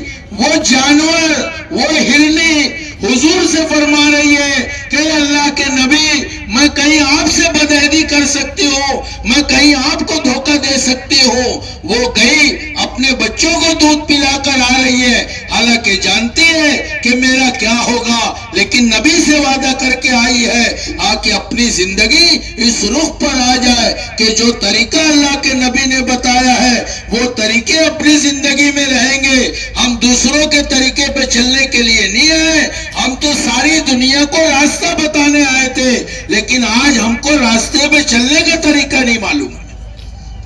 ہم تو ساری دنیا کی رہبری کے لیے تھے، ساری دنیا کا امام بنایا تھا، ساری دنیا کو وہ راستہ بتاتے جس پر چل کر پوری انسانیت کامیاب ہو جاتی، لیکن خود ہم بھول گئے۔ ہم ایسے بھولے ہیں کہ ہم کو بھول کر بھی یاد نہیں آتا کہ ہم کچھ بھول گئے ہیں۔ ہم تو ساری دنیا کے رہبر اور امام تھے، آ کے ساری دنیا کو بتاتے، لیکن آج ہم اپنا راستہ بھول گئے، ہم دوسروں کے راستوں پہ چل رہے ہیں، حالانکہ اپنی شان تو یہ تھی ہم خود تراشتے ہیں منازل کے سنگ میل۔ ہم وہ نہیں ہیں جنہیں زمانہ بنا گیا، ہم دوسروں کو سمجھائیں گے کہ یہ طریقہ ہے پانی پینے کا، آپ بیٹھ کر تا پانی 3 سانس میں پیئے، بسم اللہ پڑھ کے پیئے، راستہ چلنے کا یہ طریقہ ہے۔ راستے سے تکلیف دہ چیز کا ہٹا دینا ایمان کی 77ویں شاخ ہے، لیکن آج ہم راستے سے تکلیف دہ چیز کیا ہٹاتے، راستے میں تکلیف پیدا کرتے ہیں۔ ہماری تو زندگی بدل گئی ہے۔ آپ اپنی زندگی اس رخ پر آ جائے کہ اللہ کے نبی کے ایک ایک طریقے، گھر میں ماں بہنیں بھی، ہمارے چھوٹے چھوٹے بچے بھی، ہمارے اپنے جوان بھی، اپنے بوڑھے بھی، ہم اپنی مسجد کے امام سے، اپنے گھر محلے میں کسی عالم سے جا کے پوچھیں گے، اپنا دین پوچھیں گے۔ پوچھنا تو تھوڑا بہت باقی ہے، لیکن جا کے علماء کے پاس آدمی دوسروں کا دین پوچھتا ہے، بلکہ ہم اپنا دین پوچھیں گے۔ ایک بات روز آپ معلوم کرو، عمل کی نیت سے، معلومات کی نیت سے نہیں۔ آج دین معلومات میں ہے، دین برائے بحث ہے، دین برائے عمل نہیں ہے کہ دین برائے عمل آ جائے، دین اپنی زندگی میں آ جائے۔ علماء کی خدمت میں جائیں گے اور ان سے پوچھیں گے ہم کہ دین پر چلنا، دین کے مسئلے، سنتوں کی بات، اپنے کاروبار کا دین، اپنے رہن سہن کا دین، اپنی مزدوری کا دین، یہ پوچھیں گے ہم کہ مزدوری کا دین کیا ہے۔ آ کے مزدوری میں رہ کے بھی آدمی دین پہ چل سکتا ہے۔ ایک صاحب بازار گئے، مچھلی خریدی، مزدور تلاش کیا، آ کے ایک لڑکا دکھائی دیا، پوچھا مزدوری کرو گے؟ کہا کہ کروں گا۔ کہا یہ مچھلی گھر لے چل۔ کہا کہ یہ لے کر چلا مچھلی، مزدوری پر لے کر جا رہا ہے۔ راستے میں اذان ہوئی، کہا میں نہیں لے جا سکتا مچھلی۔ کہا کیا بات ہے؟ کہا بلانا آ گیا ہے، مؤذن آواز دیتا ہے، دن میں 5 مرتبہ بلاتے اللہ ہم کو، آ کے اذان کی آواز ہو گئی، مچھلی لے کے نہیں جا سکتا میں۔ اس نے مچھلی رکھ دی، حالانکہ صبح سے پہلی روزی ملی ہے اسے، اس بچے کو، لیکن اس نے چھوڑ دی۔ ظاہر میں دین پر چلنے میں دنیا کا نقصان دکھائی دیتا ہے، لیکن نقصان ہے نہیں، روزی مقدر کی ہے، مل کر رہے گی۔ جیسے موت آدمی کو تلاش کرتی ہے، آدمی اپنی موت سے نہیں بھاگ سکتا، ایسے آدمی اپنے مقدر کی روزی سے نہیں بھاگ سکتا۔ جن کی مچھلی تھی ان کو شرم آئی کہ یہ مزدور تو نماز پڑھتا ہے، ہم کو بھی نماز پڑھنی چاہیے۔ نماز پڑھ کے پھر جب گھر گئے مچھلی لے کر تو بتایا کہ بڑا دیندار لڑکا ہے جو نماز پڑھتا ہے۔ گھر والوں نے کہا اس سے کہنا مچھلی کھا کر جائے۔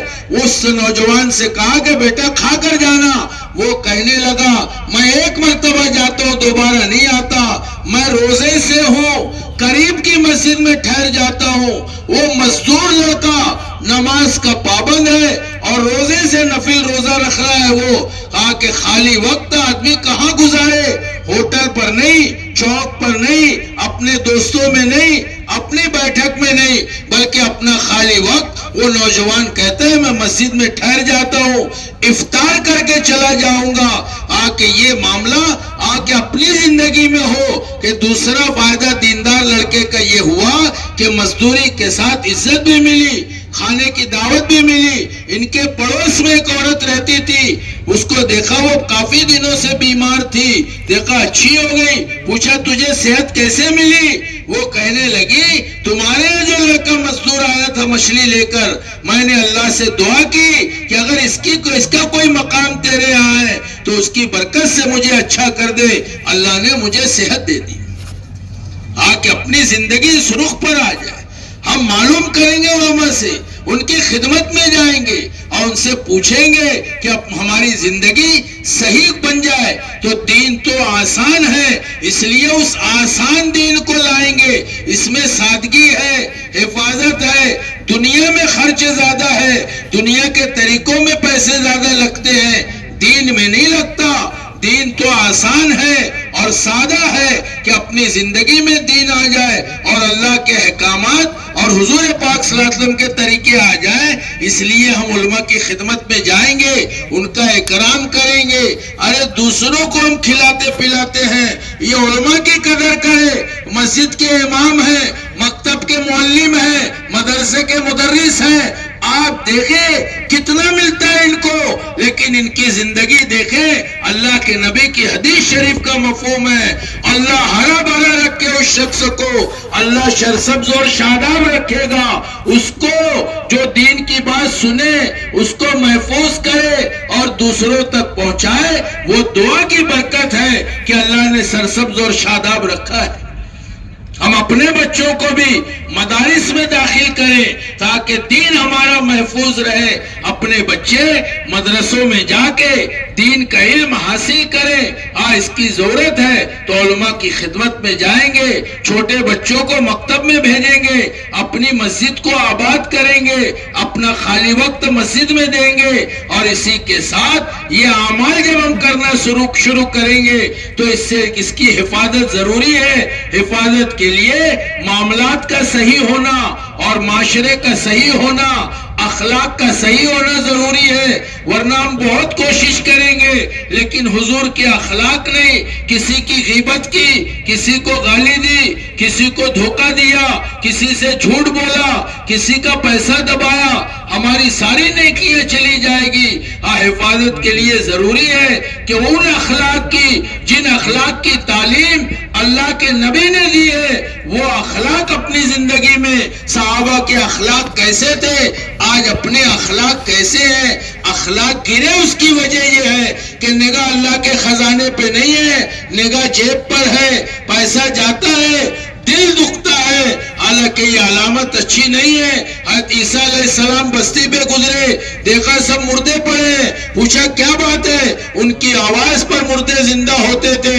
آواز لگائی، ایک مردے نے جواب دیا، پوچھا کیا بات ہے؟ کہا رات کو سوئے تھے، صبح حاویہ میں پہنچ گئے. کہا حاویہ کہاں ہے؟ کیا ہے؟ کہا سجین ہے. کہا سجین کیا ہے؟ کہا سجین وہ قید خانہ ہے جس کا ایک ایک آنکھ کا انگارہ 7 زمین آسمان کے برابر ہے، اس کے نیچے ہماری روح دفن ہے. کہا صرف تم بول رہے ہو، باقی نہیں بول رہے ہیں. کہا ان کے منہ میں آگ کی لگام ہے، میں ان کے جیسے کام نہیں کرتا تھا، ساتھ میں رہنے کی وجہ سے اللہ نے پکڑ کر لی. کہا کیا وجہ تھی؟ کہا 2 بنیادیں تھی، صحبت دنیا و صحبت التواغیت، کہ دنیا کی محبت. پوچھا دنیا کی محبت کیسی تھی؟ کہا دنیا کی محبت ایسی تھی جیسے ماں کو بیٹے سے ہوتی ہے کہ بیٹا آتا ہے خوش ہو جاتی ہے، بیٹا چلا جائے غمگین ہو جاتی ہے. کہا ایسے ہمارا حال تھا، دنیا آتی تھی ہم خوش ہوتے تھے اور دنیا چلی جاتی تھی ہم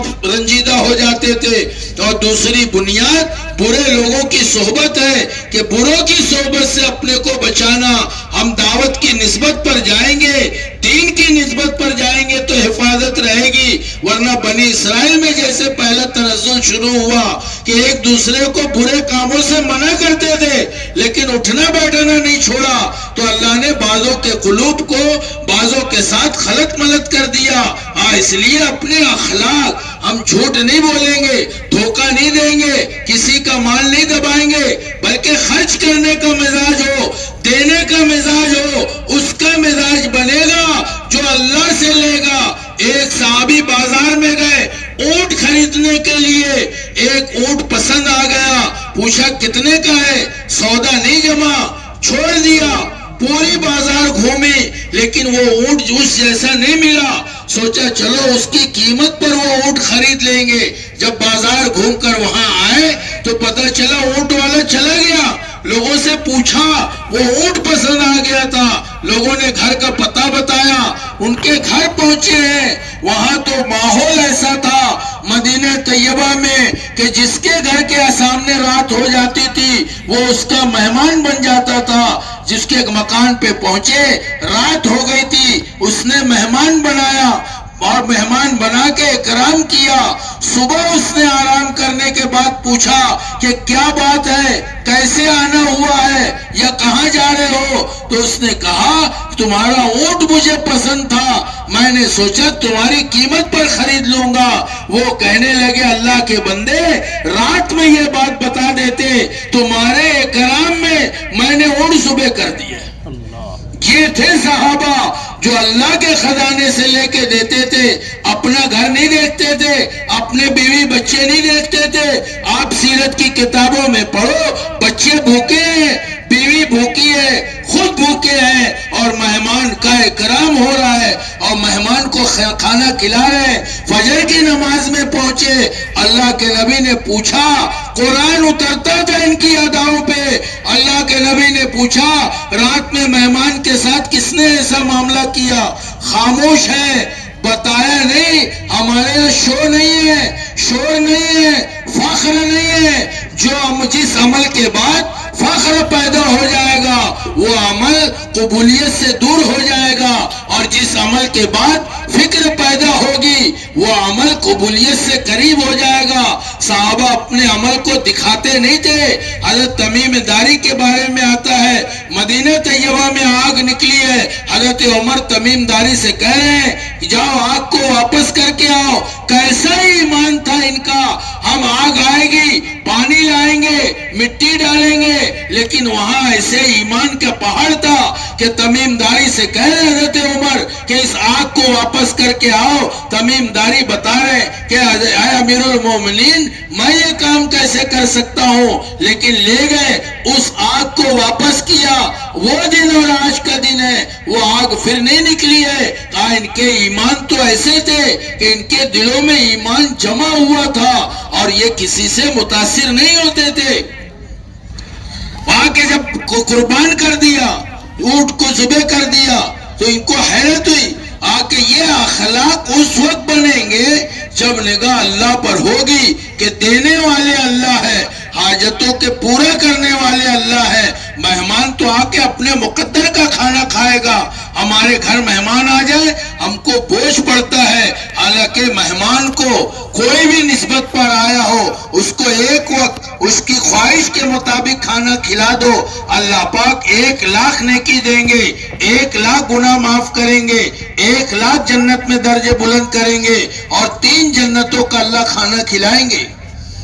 کہ اپنے اخلاق کا بنانا ہے, پڑوسیوں کے حقوق, گھروں کے اندر رہتے ہوئے اپنے ماں باپ کا حق, بیوی بچوں کا حق. آپ باپ کو پتہ نہیں ہے کہ اس کی اپنی اولاد کے اس پہ کیا حقوق ہے. کبھی علماء کے پاس جا کے باپ نے نہیں پوچھا, 4, 6, 8 بچے ہو گئے ہیں لیکن باپ کو پتہ ہی نہیں کہ اولاد کا بھی میرے اوپر کوئی حق ہے یا کیا حق ہے. کہ اولاد پوچھے باپ سے باپ کے حقوق, باپ اولاد کے پوچھے, شوہر بیوی کے, بیوی شوہر کے, بیٹا ماں باپ کے حقوق پوچھے کہ میرے ماں باپ کے کیا حق ہے, ماں کا کیا مقام ہے, ماں کا کیا درجہ ہے, باپ کا کیا مقام ہے. ماں کے بارے میں ایک صحابی نے اللہ کے نبی سے سوال کیا کہ ہم کس کے ساتھ احسان کریں ماں باپ میں سے.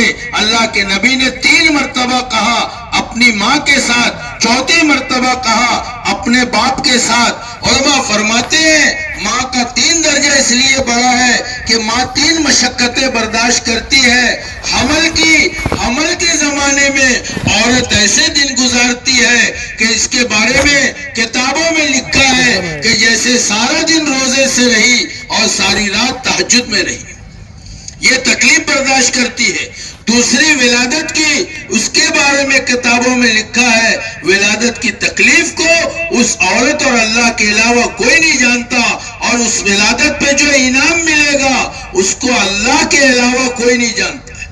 تیسری تکلیف عورت اٹھاتی ہے دودھ پلانے کی، اس لیے ماں کا مقام بڑا ہے۔ ہم ماں کو حقیر سمجھتے ہیں، کبھی زور سے بول دیتے ہیں، کبھی ڈانٹ دیتے ہیں۔ ماں باپ بیچارے نوجوان لڑکے سے گھر میں ڈرتے ہیں کچھ بولنے کو کہ کہیں میں بول دوں ناراض نہ ہو جائے، اس کو غصہ نہ لگ جائے۔ یہ حال ہے ہمارے معاشرے کا، باپ بیٹے کو بولنے کی ہمت نہیں کرتا، حالانکہ کتابوں میں لکھا ہے، اللہ کے نبی کی حدیث اور قرآن میں ہے کہ اپنے باپ سے آگے مت چلو، اپنے باپ سے پہلے مت بیٹھو، اپنے باپ کا اکرام کرو۔ اف سے نیچے کا کوئی درجہ ہوتا وہ بیان کرتے کہ اپنے باپ کو ایسا مت بولو۔ ایک صحابی اللہ کے نبی کی خدمت میں آئے، ماں کو طواف کروایا، حج کروایا سر پہ لے کے، اور نبی سے پوچھ رہے ہیں کیا میں نے اپنی ماں کا حق ادا کر دیا؟ ماں نے جو میری ساری زندگی خدمت کی، اللہ کے نبی نے فرمایا ساری زندگی کی خدمت ایک طرف، اور تمہاری ولادت کے وقت جو بار بار درد زہ ہوا تھا، ساری زندگی کی خدمت ایک وقت کے درد کا بدلہ نہیں ہو سکتی ہے۔ آج کیا حال ہے ہمارے گھروں میں، ماں باپ کے ساتھ کیا معاملہ ہے؟ بیوی کے جملے پہ ماں پر غصہ ہو جاتے ہیں، یا کبھی ماں کی بات پر بیوی پہ غصہ ہو جاتے ہیں، حالانکہ اس لڑکی سے پوچھو، اس کے ماں باپ سے پوچھو جنہوں نے اپنے جگر کا ٹکڑا ہمارے گھر بھیجا ہے، کیسے پرورش کی ہے اس کی، اور کیسے دل پہ پتھر رکھ کر ہمارے پاس بھیجا ہے۔ وہ لڑکی امانت ہے، وہ کانچ کا ٹکڑا ہے، کانچ کے برتن کباٹوں میں رکھے جاتے ہیں، کانچ کے برتن گھروں کے کام نہیں کرتے، تاکہ اس کی حفاظت ایسی ضروری ہے کہ جب اپنے گھروں کے اندر حضور والے اخلاق زندہ ہو جائیں گے۔ اللہ کے نبی گھر میں آٹا سان رہے ہیں، اللہ کے نبی گھر کی صفائی کر رہے ہیں، گھر کے کاموں میں امام الانبیاء ہاتھ بٹا رہے ہیں۔ اگر یہاں شوہر کر دے، گھر والے کہتے ہیں جورو کا غلام ہے۔ نہیں، ہمارے گھر میں دین نہیں ہے، حضور کی معاشرت نہیں ہے، حضور کے طریقے نہیں ہے۔ ہر ایک کے ساتھ ماں ہو، باپ ہو، اولاد ہو، بیوی ہو، اور جتنے رشتہ دار گھر میں رہتے ہیں خاندان میں، سب کے ساتھ اچھا سلوک کریں گے، ہر ایک کے ساتھ ہم خیر خواہی کریں گے، پڑوسیوں کے ساتھ بھی کریں گے، ہم کسی پہ ظلم نہیں کریں گے، بلکہ ان اخلاق کی تعلیم جو اللہ کے نبی نے دی ہے وہ اخلاق اپنی زندگی میں آ جائے۔ ان اخلاق کے ساتھ جب یہ اخلاق آ جائیں گے، یہ اخلاق محترم بزرگوں اور دوستوں دین کا تعارف کروائیں گے۔ لوگ بولیں گے کہ گھر دیکھنا ہے تو وہ دیکھو، اور مکان دیکھنا ہے ان کے دیکھو تعلقات، گھر کے جھگڑے ختم ہوں گے۔ آپ گھر میں فضائل کی تعلیم شروع کریں، ماں بہنیں اس میں بیٹھ کے سنیں گی، باپ کا کیا حق ہے، ماں کا کیا حق ہے، پڑوسی کا کیا حق ہے، تو پتہ چلے گا۔ آج ساری دنیا یہ کوشش کرتی ہے موت جلدی نہ آئے، مرے نہیں ہم جلدی، لمبی عمر ہو جائے۔ ساری دنیا کے پاس اس کا کوئی نسخہ نہیں ہے، صرف دین میں نسخہ بتایا ہے۔ اگر آپ چاہتے ہو آپ کی عمر زیادہ ہو جائے، آپ کی عمر لمبی ہو جائے، آپ زیادہ دن تک رہیں، اللہ کے نبی نے نسخہ دے دیا۔ ایسا نسخہ ہے جو عمل کرے گا، امام الانبیاء کے ارشاد کا خلاصہ ہے، اللہ اس کی عمر میں برکت دیں گے، اس کے نشانات قدم میں تاخیر ہوگی۔ کہ کیا ہے؟ اللہ کے نبی نے فرمایا صلہ رحمی اختیار کر لو، اللہ تمہاری عمر بڑھا دے گی۔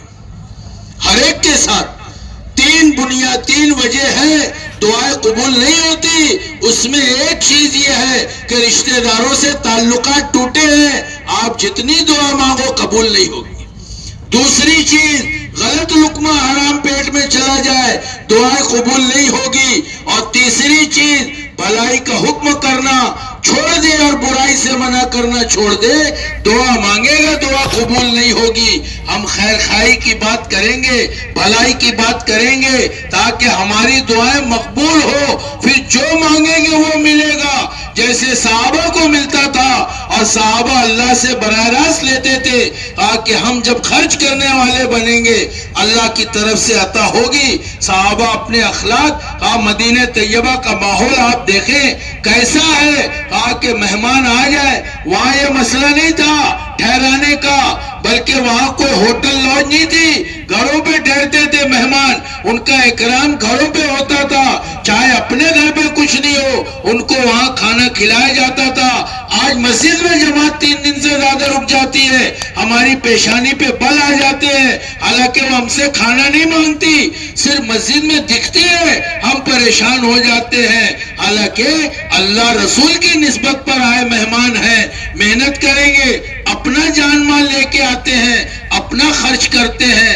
آپ کچھ نہیں کر سکتے, جتنی اللہ نے ہمت طاقت دی ہے ان کا اکرام کرے, وہ بھی نہیں کر سکتے. کوئی ضعیف ہے گھر لے جا کے ان کے کپڑے دھو کے لا دے, وہ بھی نہیں کر سکتے. خیریت پوچھ لے, کوئی بیمار ہے اس کی عیادت کر لے. لوگ اللہ والوں کے پاس ڈھونڈنے جاتے ہیں, حالانکہ اللہ تو ٹوٹے ہوئے دلوں کے پاس ملتے ہیں.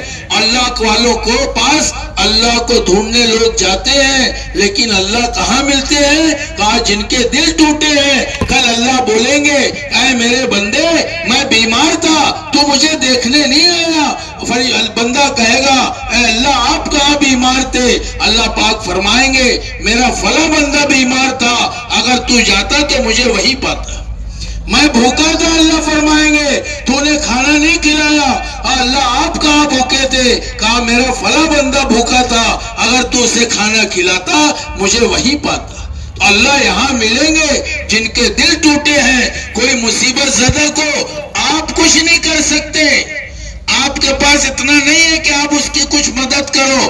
حدیث شریف میں ہے, کتابوں میں لکھا ہے, کوئی پریشان حال کو آپ تسلی کا 2 جملہ بول دو, اس کو تسلی ہو جائے, ہمت ہو جائے. کتابوں میں لکھا ہے وہ پریشان حال اس پریشانی کے برداشت کرنے پر جو انعام اور ثواب اللہ اس کو دے رہے تھے, تسلی دینے والے کو بھی اللہ وہ ثواب دے دیں گے.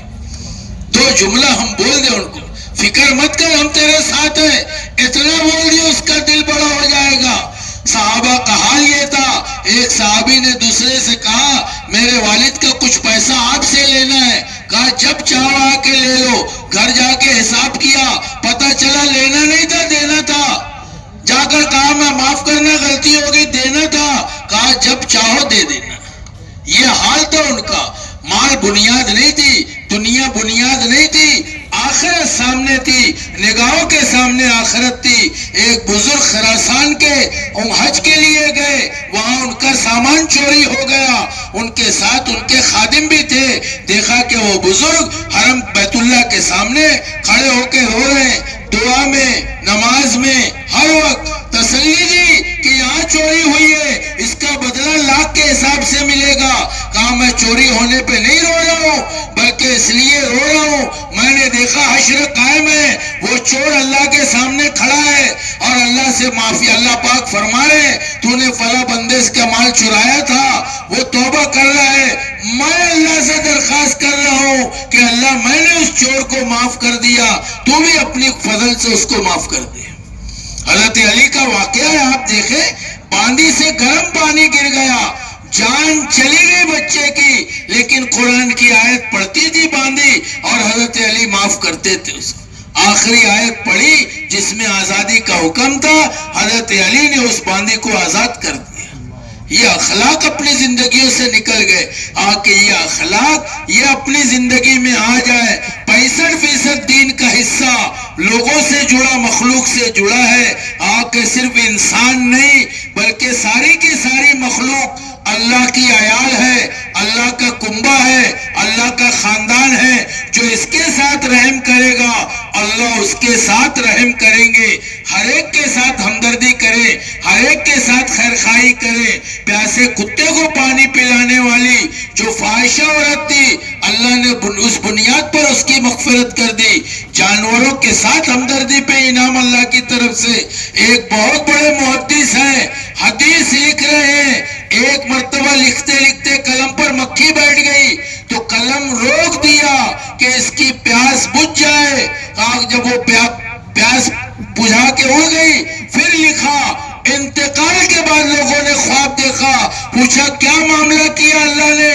وہ کہنے لگے سارے حدیثیں ایک طرف، اس مکی کی پیاس بجھانے پہ اللہ نے مغفرت کر دی. یہ ہے اپنے کہ ہر ایک کے ساتھ ہمدردی، خیر خواہی، مسکرا کے دیکھنا بھی صدقہ ہے.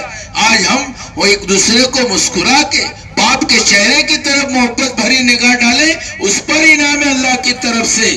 اس لیے محترم بزرگوں اور دوستو، اگر ہمارے تعلقات کسی سے ٹوٹے ہیں ہم خود معافی مانگے. جو اللہ کے لیے چھوٹا ہوتا ہے اللہ اس کو بڑا کرتے ہیں، اور جو بڑا ہوتا ہے اللہ اس کو چھوٹا کرتے ہیں. کوئی معافی مانگنے سے چھوٹا نہیں ہوتا، بلکہ حضور کے اخلاق تو یہ تھے کہ جب گزرتے تھے اوپر سے کچرا ڈالتا تھا جو بچہ، کچرا آنا بند ہو گیا تو صحابہ سے پوچھا کیا بات ہے؟ کہا کہ بیمار ہے. جو کچرا ڈالنے والے کی عیادت کرنے کے لیے اللہ کے نبی صحابہ کے ساتھ جا رہے ہیں. جو تکلیف دیتا تھا اپنے اخلاق ایسے بنا لے، بلند اپنے اخلاق کرتا چلا جا، زمانے کے دل میں اترتا چلا جا، بدی اور بدلے کی آلودگی سے تو اپنا دامن بچاتا چلا جا. دنیا تجھ کو یاد کر کر کے روئے گی اور تو دنیا سے مسکراتا چلا جا. کہ آدمی ایسی زندگی گزارے، دنیا یاد کرتے رہے گی برسوں اس کو کہ اپنی زندگی ایسے ہے، لیکن ہم دنیا والوں سے بدلہ نہیں چاہیں گے، کسی کا شکریہ نہیں چاہتے کہ ہماری تعریف کر دے لوگ، ہم سے رائے لے لے مشورے میں. ہم نے اتنی خدمت کی، ہم نے اتنا کام کیا، 1 مہینے سے خدمت کی ہے، آج ہم کو اسٹیج پہ آنے نہیں دیا، آج ہم کو اندر آنے نہیں دیا، آج ہم کو روک دیا. ہم کسی سے نہیں چاہتے اس کا بدلہ، کسی سے شکریہ نہیں چاہتے، کوئی ہماری تعریف کرے ہم یہ نہیں چاہتے. اللہ ہمارا جانتا ہے، اس کا بدلہ اللہ سے لیں گے. ہر خدمت کا، ہر عمل کا بدلہ صرف اللہ سے لیں گے. جو اللہ کے لیے عمل ہوگا وہ اللہ کے ہاں مقبول ہوگا. صحابہ عمل کر کے روتے تھے اور ہم بھی عمل کر کے ڈرتے رہے کہ پتہ نہیں اللہ کے ہاں مقبول ہو کر مردود ہوگا. کہ اپنے اعمال ایسے ہو، ہم لوگوں کو راضی کرنے کے لیے عمل نہیں کریں گے، ہاں لوگوں کو خوش اس نیت سے کریں گے کہ اللہ کے بندے ہیں، یہ خوش ہوں گے تو اللہ بھی خوش ہوں گے.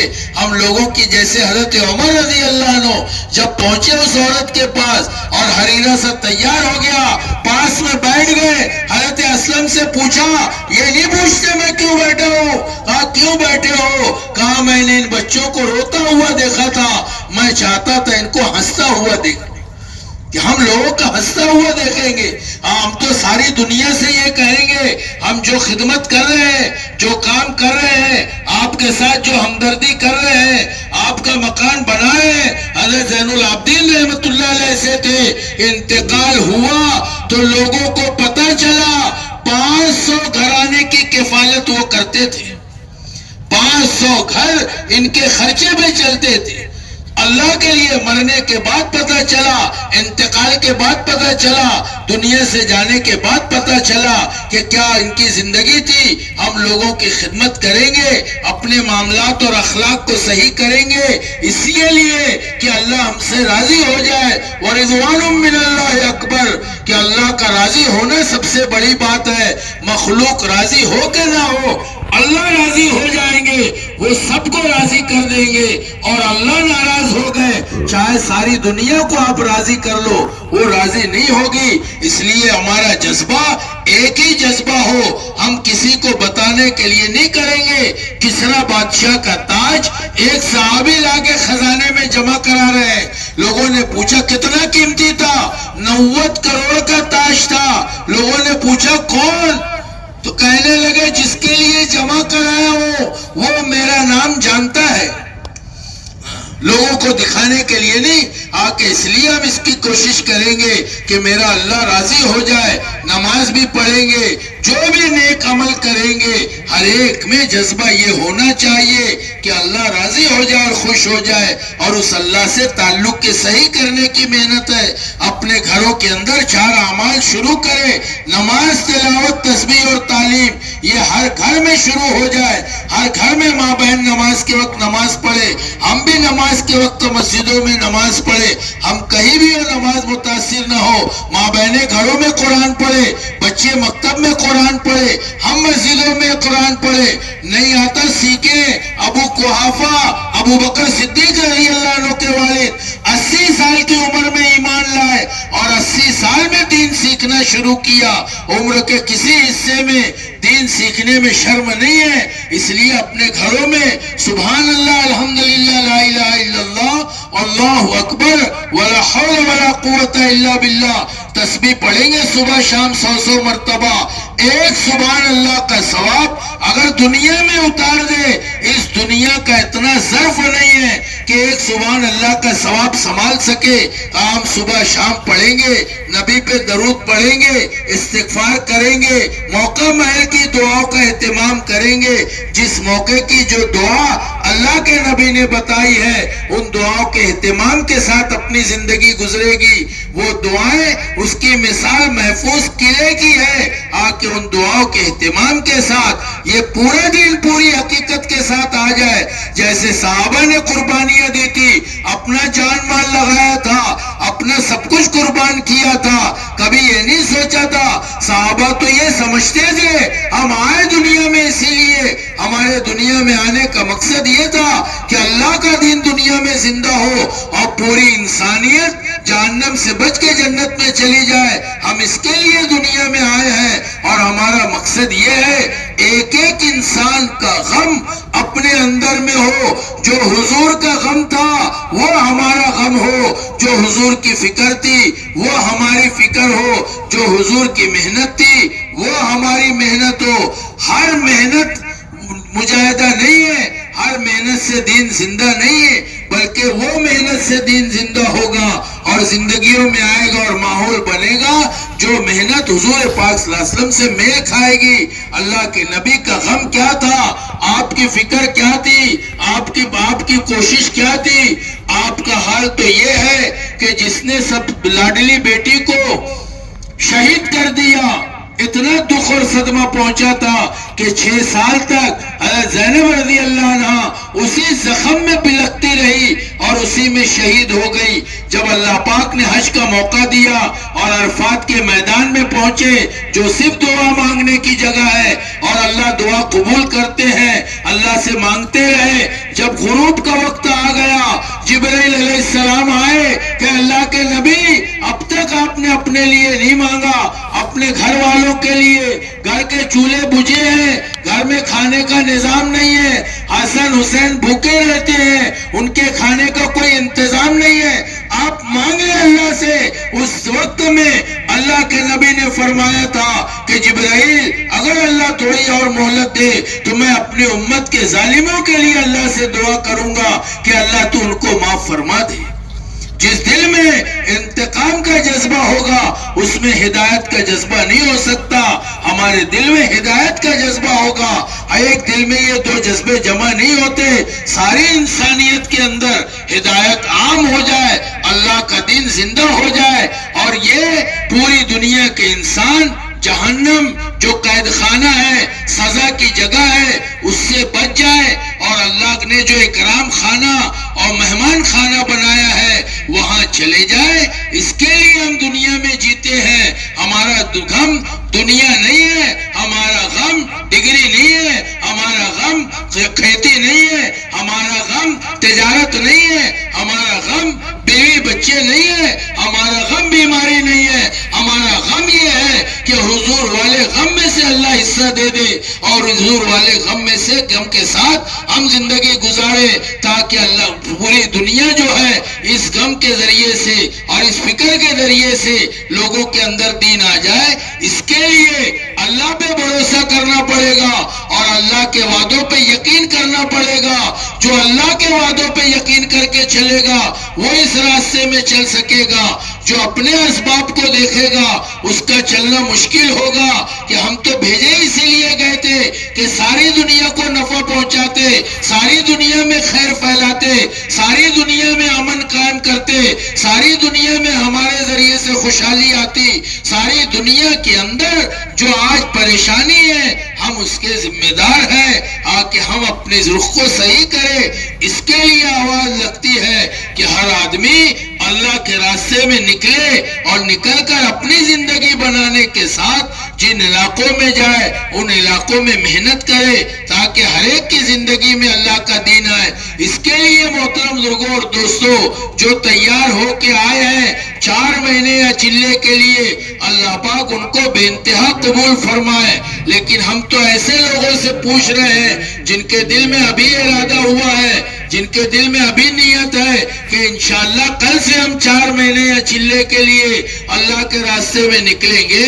اس کے لیے ہمت کر کے 4 مہینے اور چلے کے لیے نقد بتائے کہ ہم انشاءاللہ تیار ہیں. اللہ پہ بھروسہ کر کے بتائے. اللہ پاک فرماتے ہیں جو مجھ پہ بھروسہ کر لے میں اس کے لیے کافی ہو جاتا ہوں. اس سارے مجمع سے گزارش ہے, اندر والے باہر والے, آگے والے اور پیچھے والے, رسی کے اندر اور باہر والے, سب بتائے کہ انشاءاللہ ہم 4 مہینے یا چلے کے لیے کل سے ان جماعتوں میں نکلیں گے اور اپنی زندگی میں دین لانے کی اور دین کی محنت کا جو کام اپنے ذمہ تھا اس کو کرنے کی فکر کریں گے. اس لیے کھڑے ہو کے لکھا ہے کون